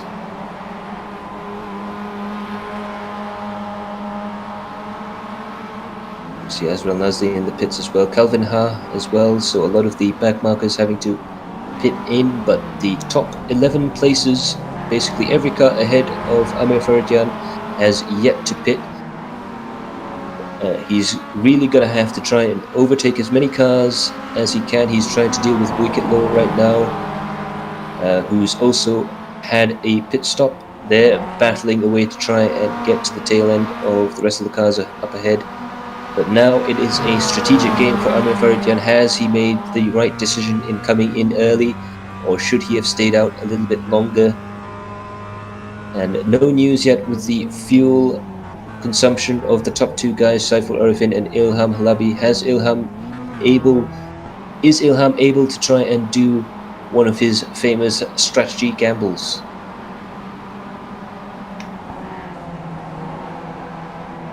So this means that, yeah, Farid is kind of lower down the field at this point. He's only got less than 10 minutes to perhaps regain all of his position. So if he's able to execute overtaking maneuvers, especially at a track like this within record time, that will probably go to his benefit. Or he'll also have to bank on the possibility of some drivers also making the move to the pits within this time window. So we're in a situation now that there might be a driver in the top 10 positions ahead of Amir Faridyan that haven't pitted and are not pitting. So that's going to be a tough ask for Amir Faridyan. He has the talent to do so, but does he have the capability in the car, and does he have the luck to try and get ahead of him? Meanwhile, Saiful Arifin is comfortably in the lead at the moment. He is over a second ahead of Ilham Halabi. That last round of lap traffic has worked to his advantage, and he looks to be cruising right now. But again, he's going to have one eye on that fuel gauge and one eye on the road ahead. And Ilham Halabi will be doing the same, I am sure, as well. But we'll see a few of the cars up there in the top 10. The only ones that are battling for position right now, Ezan and Freddy, but that's quite a ways away. And it looks like Saiful Arifin is using that lap traffic to his advantage quite well indeed.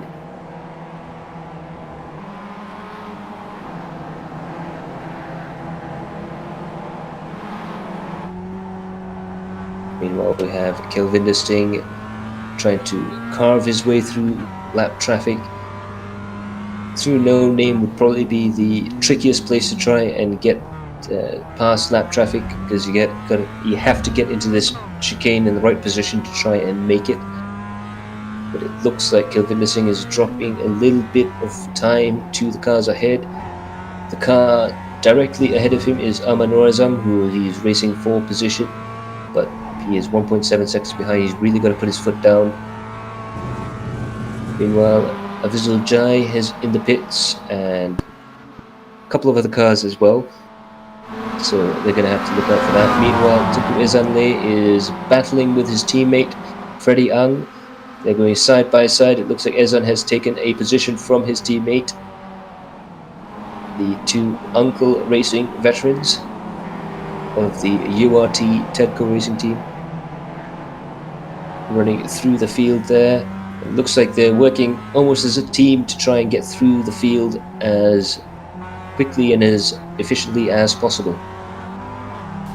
Yeah, of course, gentlemen driving by the drivers. Oh, a little bit of mistake by the Android Racing driver along the inside there. Would be keen to see if there's a WhatsApp number on the bonnet again. But yeah, Tunku is 6. And what's really remarkable is that Tunku he began, in fact, from 25th position. So, he's gained 19 positions to come up to where he is up top at this point. So, of course, he would try his best to perhaps close his gap with Jaiswin Jali, who is in 5th. But of course, he has just under 5 minutes to perhaps make anything like this work. And there goes Ahmad Norazam, who's going into a pits, and so does Tunku Ezan. I do find the drivers do take the pit entrance a little bit, a little bit too quickly. A track like this, Oh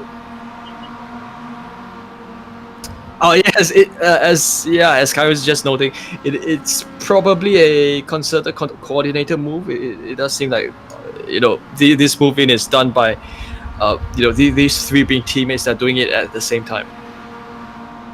Yeah, so it looks like we have synchronized pit stops, and it looks like Ezan will be the first to go away, and I believe that was Freddie who's managed to get past as well. So they come out with Freddie is still in the pits, trying to look up. Ezan is still up ahead there, so he's managed to keep most of the positions, but the top 4 have not pitted. Kelvinder Singh has.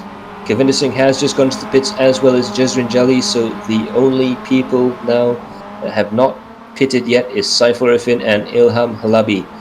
Will they be able to last another 3 minutes, 4 minutes, 4.5 minutes even, before the end of the race? Can they squeeze out the 3 or 4 laps required to make it to the end of the race? It looks like a lot of the drivers are going into the pits not due to strategy, but due to the fact of simply running out of fuel before the end of the race.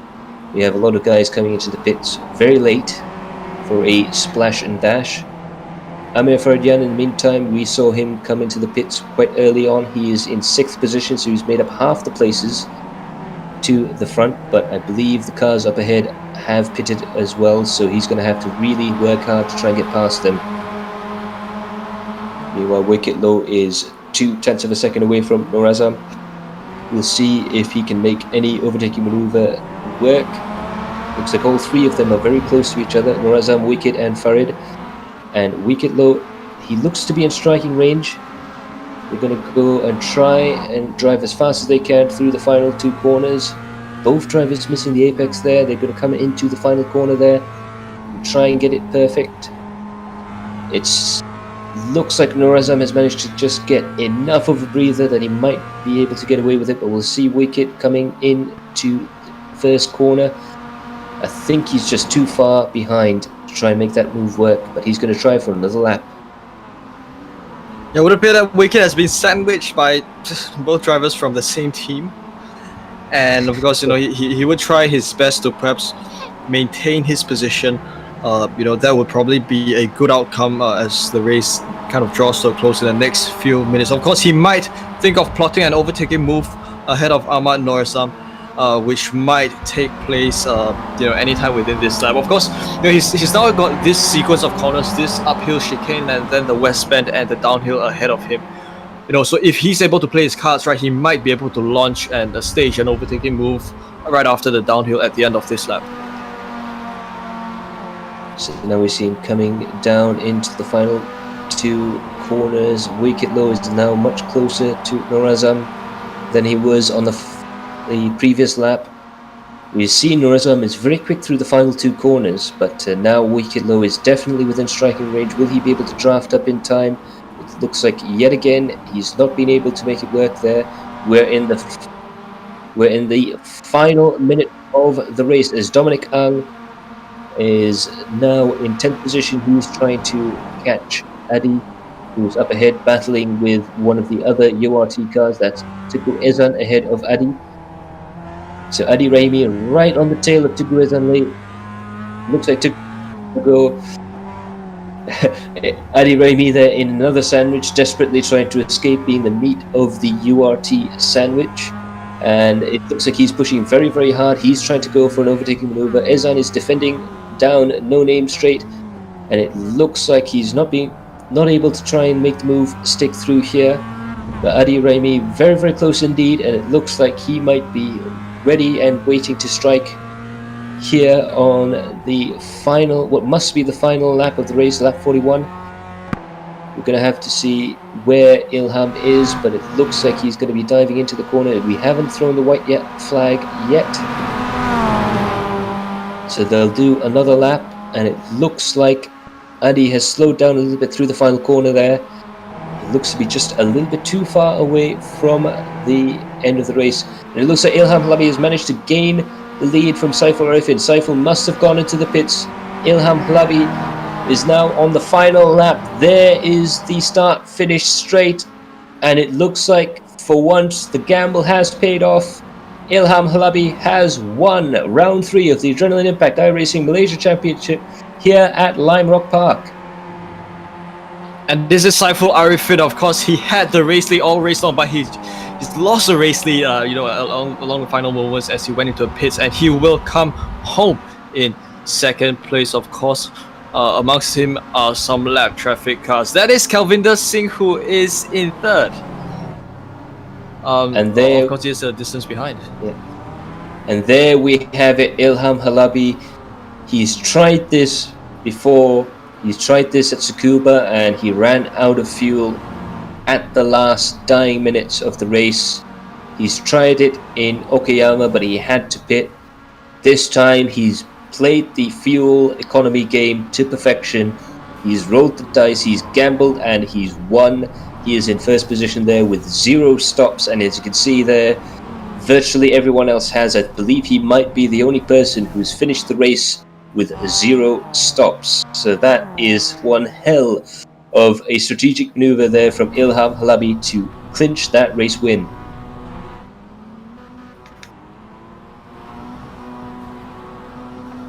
And there we see a very, very happy man there. He's just given his brand new team, Todak Motorsports, their first win in the championship. And so to the standings. Ilham Halabi there in first position with that 0 stop masterclass, beating out Saiful Arifin, who just had to pit, unfortunately, for Android King SSAD in second position, followed by Kelvinder Singh. Because what an end to what had been, a race that I guess, apparently strategy was very much in play here, and it was a game of strategy coupled with, of course, racing maneuvers here and there. So Ilham had things in his favor, and it just played out very much in his favor here at Lime Rock Park. For Saiful Arifin, it would be a little disappointing, that, of course, he did go for the more conservative option of going in for the pit stop, for fuel stop. But it does mean that he still had held on to second place. So it's going to be great news for their respective teams. Ilham Halabi gives Todak Motorsports their first race win. Android SSAD really needed that second place from Saiful Arifin, and Kelvinder Singh has done a world of good for SRE Racing Team A there in third. But a special shout out to places 4th, 5th and 6th, Norazam Farid and Jezreen in the Auto House FCR cars. They really worked as a team through there. They've ended up the 4th, 5th, 6th position, and a big points haul for them in the team's standings. As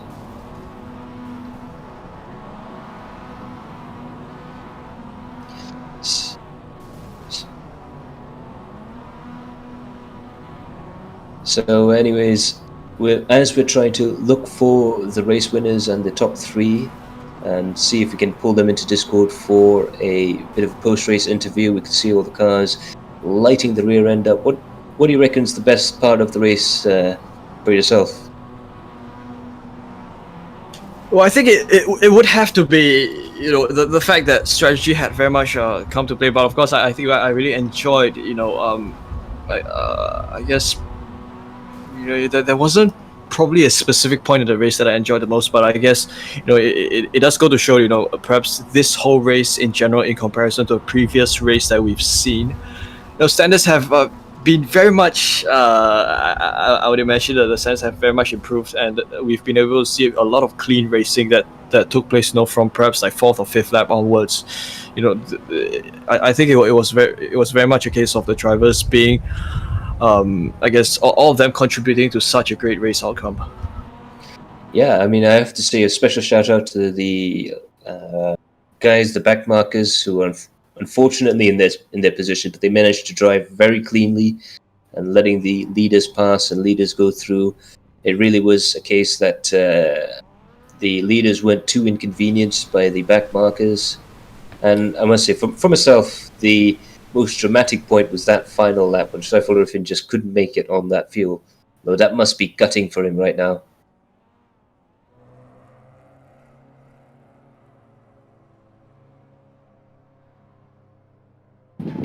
Oh, betul lah. Yeah. Okay, nak interview sikit-sikit. We have kat sini, we have Sonny Kazu. Is he online? Sonny Kazu, wake it low. Yo. Hi. So, how was your race? We had a good pace. Just the last lap was taken out on the final lap. Then I dropped to P8. And it was intense, huh? Well, go ahead, Matthew. You can interview. Wicket. Okay. So, Wicket, what happened there on the final lap of the race? I was you know,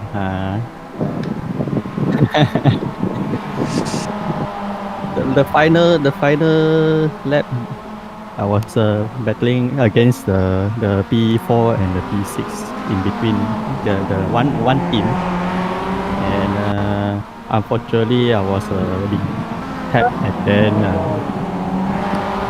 I dropped to P8. I think I'm mistaken. Hello, saya salah room. Then yeah, the race was very intense. Yeah, I just need to keep my focus and my calm, and yeah. Overall, if let's say I don't want to talk about the incident just now. Overall, I feel very much happy on my performance. Yeah. So yeah, that's all about it. All right.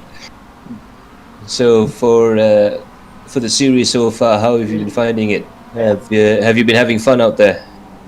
Yeah, absolutely. Because I get to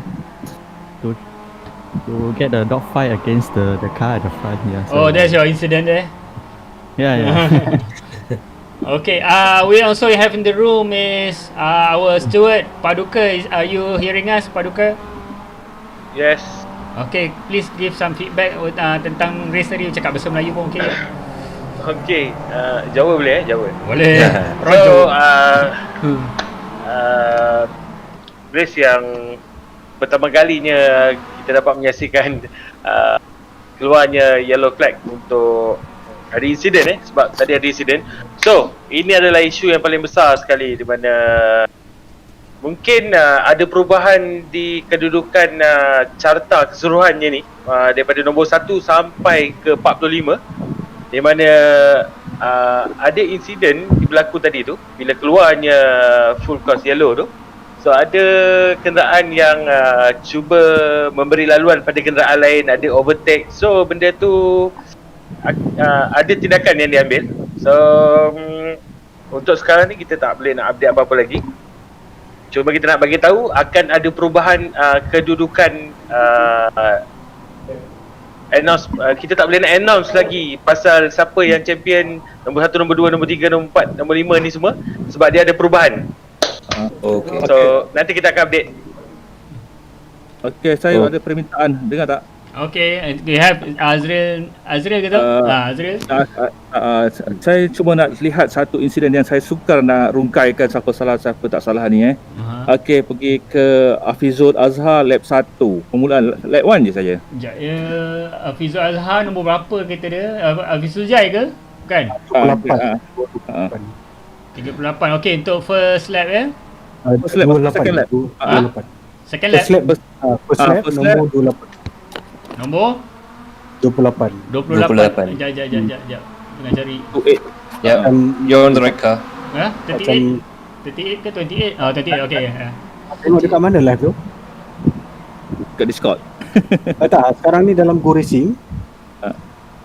Dia kena masuk Discord yang dia orang punya. Okey, 20. Kena keluar. Tak payah keluar. Tak apa. 28 tengok lap 1, tengok insiden lap 2. Jom tengok lap 2. Sekejap ni tadi tak dapat view dia. Oh ni. Betul tak abang dekat dalam grup ni? So kita semua bersarang kat sini semua hari ni. Hai Karul. Hai. Siapa tu? Abang Rashid. Abang Ramlan. Abang Rashid. Okey. So Rashid, bagaimana race kamu untuk malam ni? Wah, I feel so happy sebab orang tua duduk dekat nombor 13 hari ni. Congrats. So nanti bolehlah cakap dekat your son nanti. Because one more thing is that we finished, I think our team finish was very good. Wiki finished P8 and then Adi Wiki P7 or P8 and then Adi is P9, then me is 13, Azril is 21. So okay, not bad for the team, very good. And then also the Android King SSD also did very well. Alright, so we're hoping that we can see you here in the Adrenaline Impact iRacing series for a long time. It's great to see you have both the Android King team and the SSAD Works team doing very, very well indeed. Unfortunate for your Android King car, Saiful Arifin, he had to pit, I believe, on the final lap. Oh, is it? Yeah, he was in the lead for quite a while. Unfortunately, he was up against with Ilham Halabi, who managed to complete the race without any pit stops. Without any pit stop. So how hard would that have? Ilham ikut je belakang tadi. Okay, lagi satu request lap 7 lap 7 insiden dekat naik bukit. Siapa? Kereta saya nombor 20. Kereta saya 667. 667 sekejap lap nombor 7. Sekejap kita forward. 18 tayar paling murah 300.5, 200.5. Dekat situ ada dua insiden sebelum naik bukit dengan selepas naik bukit lah. Tapi 200.5 yang Freddy. tayar mah. Tadi yang Javier dah bom 3 kereta. Saya pun ada juga depan. Hai, korang semua tengah live ni. Tengah live. Yo, Michael here, Michael dapat habiskan perlumbaan tanpa aksiden besar. Ya, ada baca lap 7 pusing. Berpusing tapi tak teruk. Kena langgar dengan Javier. Tu lembu apa ni lembu. Laju pula. Lembu betul lah tu. Tengok Tapi sikit.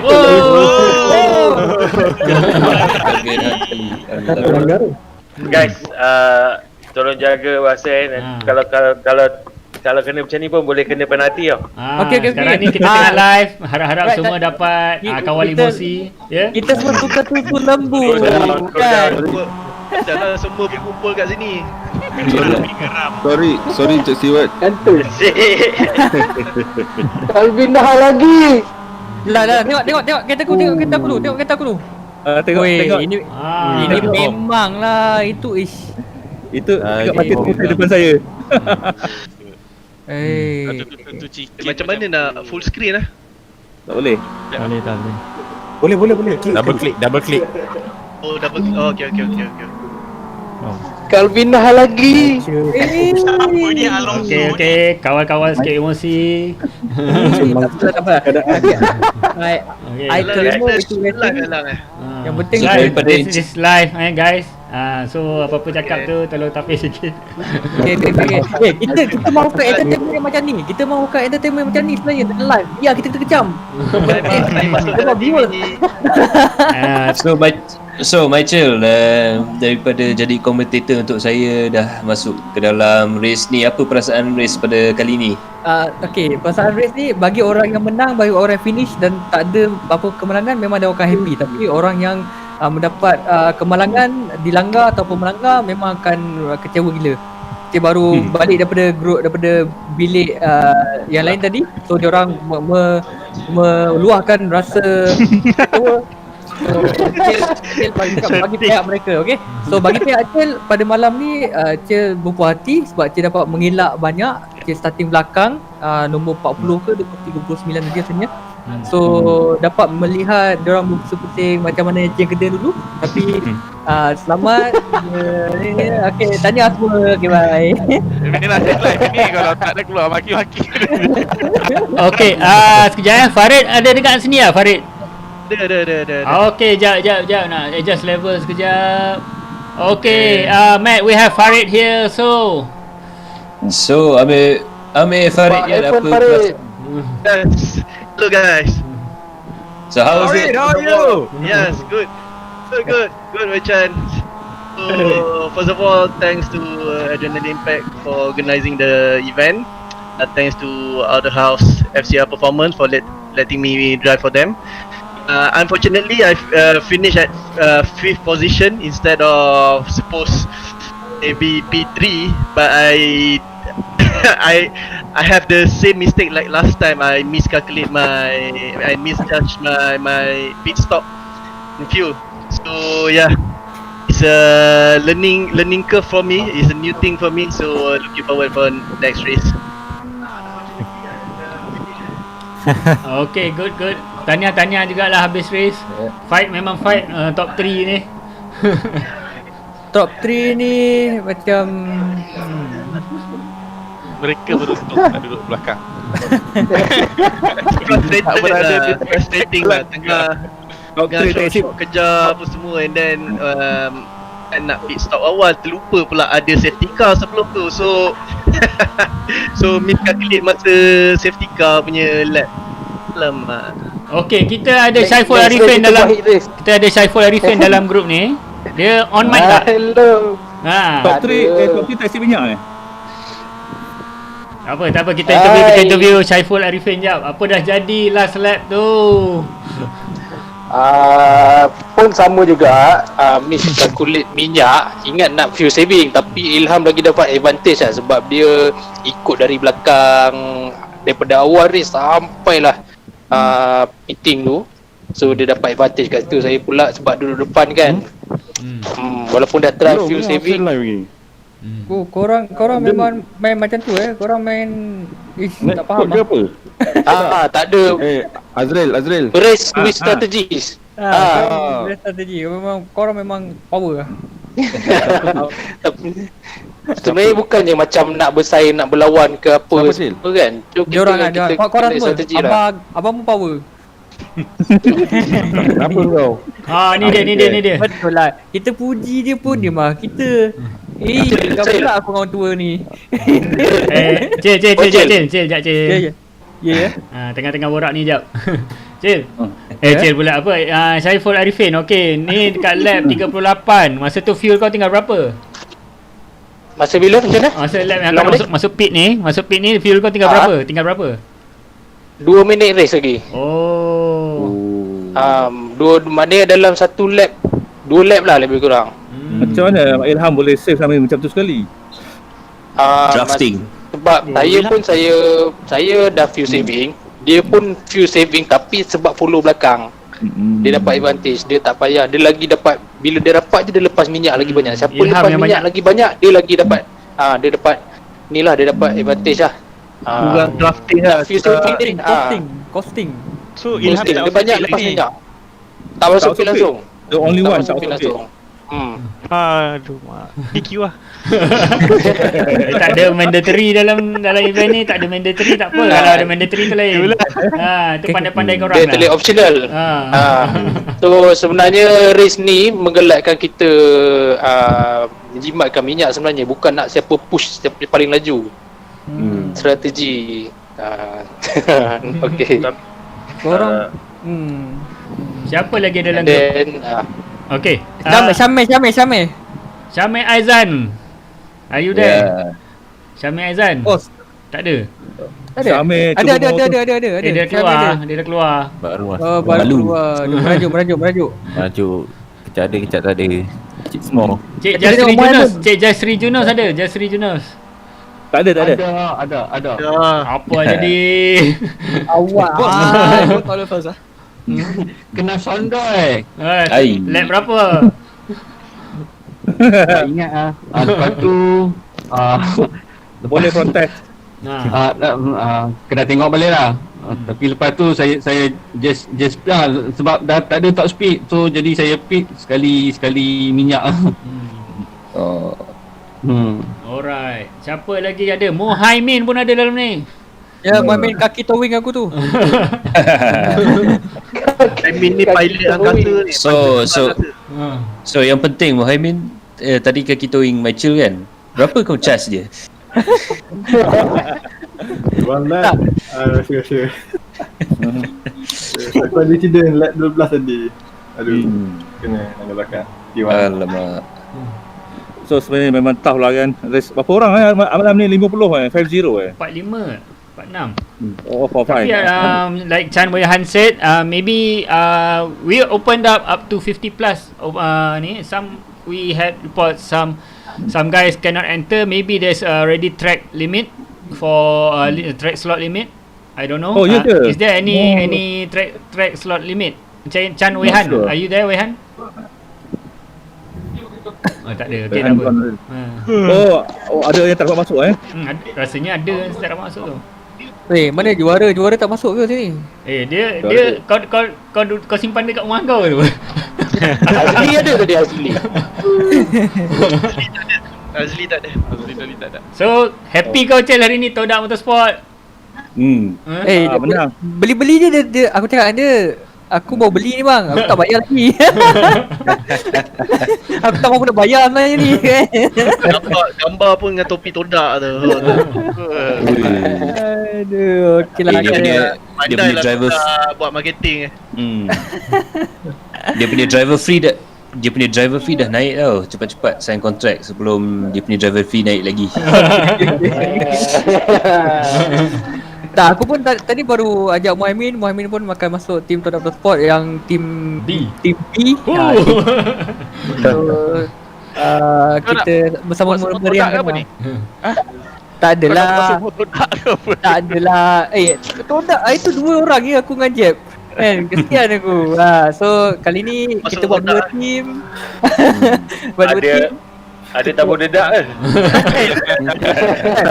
Masuk Todak aku janjikan cap free tu je. Okey, sekejap Syaril Norafudin ada dalam sini. Okey. Syaril Norafudin aku tengok banyak kali megah pasal tu. Tak tahulah. Kau tengok bonus ada. Kau tengok yang ni kan, video ni kan. Ini aku drive dengan steering sengit. Dengan tak tahu lah dia orang punya ganas betul ni. Ganas. Alamak, steering sengit. Steering sengit. 20 minutes aku drive steering sengit. Syamil apa jadi Syamil? Fast repair. Dah 2 kali fast repair dah. Diorang ni aku tak tahu lah. Diorang punya main solo ni lain macam. Aduh. Teammate kau Syamil? Dia aku rasa malu. Ada. Aku kena dive 3 kali lah. So apa terjadi tadi yang cium teammate tu? Siapa teammate Ada Masa spin dekat chicken tu. Yang itu cuba tengok lap apa. Aku langgar depan lah. Sebelum aku rek kat sini lah. Oh yang tu, yang Melvin Angga tu. Aku kena tap dekat belakang. Cuba tengok lap apa tu. Betul depan-depan. Aku nak protes Kau apa tadi? langgar ni lah, tetap sikit Okey, jap. Cikgu nak cakap. Paduka, tolong bagi sikit-sikit nasihat. Maksudnya tengah ramai dalam Discord ni. Bagi sikit nasihat apa untuk event ni, apa nak buat kalau ada nak protes. Macam biasa, kalau korang nak protes, tenang dulu, relax, and then apa saja file yang korang ada video apa semua tu nanti hantar kat Adrenaline Impact punya email yang telah disediakan. Tapi satu je nak puji, tadi ada seorang tanya, ada stoner kalau tak silap, dia tanya macam mana nak laju.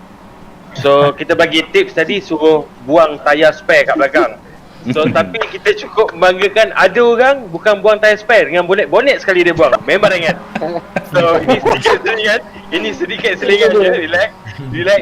Nak bagi korang bertenang sebenarnya. Okay, kita tahu ada beberapa insiden alang-alang ni kita update, bagi tahu lagi sekali yang kedudukan yang anda tengok sekarang ni mungkin saja boleh berubah kerana ada isu overtake ketika full course yellow.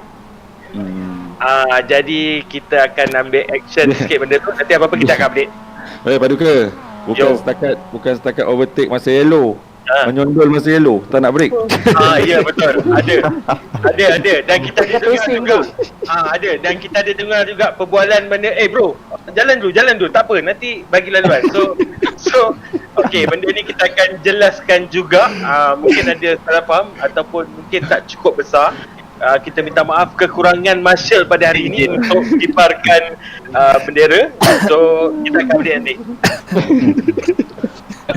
Ini semua salah Paduka ni, drop yellow flag ni. Aku lupa tapi salah calculation aku. Ini semua salah dia. Jangan salahkan dia. Kat masa FCY, tapi dalam iRacing dia suruh overtake tu okey lah, tak ada masalah. Dia kalau format daripada iRacing tak ada masalah lah. Tak ada masalah, dekat race control kat command daripada racing tak ada masalah. Okey. Kosong ni ada yang potong tanpa sedar ni. Okey. Kalau tak sedar, lepas tu dia bagi potong. Dia suruh potong. Okey. Tengok turn 1 ni, aduh. First lap apa yang jadi? Turn 1 tu, aduh hai. Yang dia ni yang cause the problem seorang. Api ke tak? Belakang. FPY lah. Finish kau ni. Aku mengelak. Aku sebut mengelak. Ya. Yang belakang tu Macam traffic jam dah. tapi dia dah accident. Tak berhenti dulu. Dia jalan je. Tak bagi kereta. Kalau accident macam ni, siapa kat belakang jangan cuba jalan lah. Boleh berhenti terus dekat rumput tepi. Tunggu sampai yellow flag. Nanti kena langgar dengan yang belakang lagi. Tak, masuk rumput. Masuk rumput Macam ada kereta yang masuk rumput terus. Relax. Slow-slow keluar track. Wow. Yang masuk rumput pun elak kat depan. Tak apa, ambilkan off track walaupun off track berapa poin dah tidak, tapi untuk elak. Better than kena masuk pit lah kan. Tapi nasib kalau naik rumput tu dah kira insiden. Okay guys, untuk stream ni kita akan break pun kena sondol kat belakang. Kita akan akhirkan stream ni. So harap-harap you guys boleh bersabar. Kalau apa-apa tolong sediakan konten apa yang untuk hantar protes. And harap-harap you guys enjoy the race round 3 and see you guys in round 4. Anything? Itu betul. Matthew Palmer, anything to say? Well, we do have the season 2 updates, don't we? Laguna Seca. So the next round is going to be Jap, tengah live lagi ni, jap. Okay, sorry. So the next round is going to be at Laguna Seca. That's going to be absolutely fantastic, and we do have a special announcement, two special announcements. We want to welcome Works Engineering as a supporter to the season 1 races. Thank you so much to everyone from Malaysia and Thailand as well for viewing on behalf of Works Engineering. You guys are awesome, and we have some special announcements for season 2. I have to ask Khairul Alam one more time. Can I reveal? We'll review it slowly later on. The notes. That oh yeah. If within the notes, I think there's something regarding endurance. Well, the notes that have been sent to me from the higher-ups, from the management. Season 2 registration is now open, featuring the Kia Optima. 375 horsepower of pure front-wheel drive awesomeness. Michael Hafiz memang excited nanti sebab dapat bawa FWD punya kereta. We are also introducing multi-car team registration. For more information, do stay tuned to Adrenaline Impact for that. Up to 3 drivers per team, with the best 2 drivers collecting championship points for the team. We also have the first endurance round of this championship, so do stay tuned for that. It's going to be absolutely exciting stuff indeed. So join the AI Championship E-Series Facebook group and stay tuned to all of Adrenaline Impact's social media feeds, and do stay tuned for all of that for more information. But that's going to be it for our director Karo Alang, for our steward Paduka Shoaib. Thank you very much, you guys, for a fantastic stream and a fantastic event. A special thanks to my co-commentator for this evening, Chan Wei Han. Great job, man. Oh, thank you so much for having me once again tonight, man. Yeah, it's been fun. Hopefully It's been such fun. We'll be able to do this more often. It's going to be Laguna Seca next weekend. Oh, that is the one track that I think drivers will have so much fun on that track. Oh yeah. You know, in fact, with these cars, you know, at a place like Laguna Seca, you can afford to, you know, maybe use a bit of the runoff and go rally cross mode through some of the corner exits. Yeah, look, I think you know, some time ago I did a race. I watched the race there, but it was with Skip Barbers. You know, the cars were just using the off tracks, you know, lap after lap after lap, and you know, it just played in our favor. I think it'll be similar with the MX5. Yeah, so it's going to be an awesome race. We're all looking forward to Laguna Seca. It's going to be great from where we're standing. It's going to be great for the drivers. It's going to be great for just everyone involved. So it's going to be fantastic stuff indeed. But special thanks to Chan Wei Han. My name's been Matthew Palmer. Is there anything else you guys want to add? Okay guys, have a good night. Tapi we will be still having a after party kejap lagi. Stay tune, jangan keluar Discord. Yeah. So in the meantime, it's thanks to Karo Alang, to Paduka Shoaib, to Chan Wei Han, and I myself have been Matthew Palmer. See you guys at the next round. Ta-ra!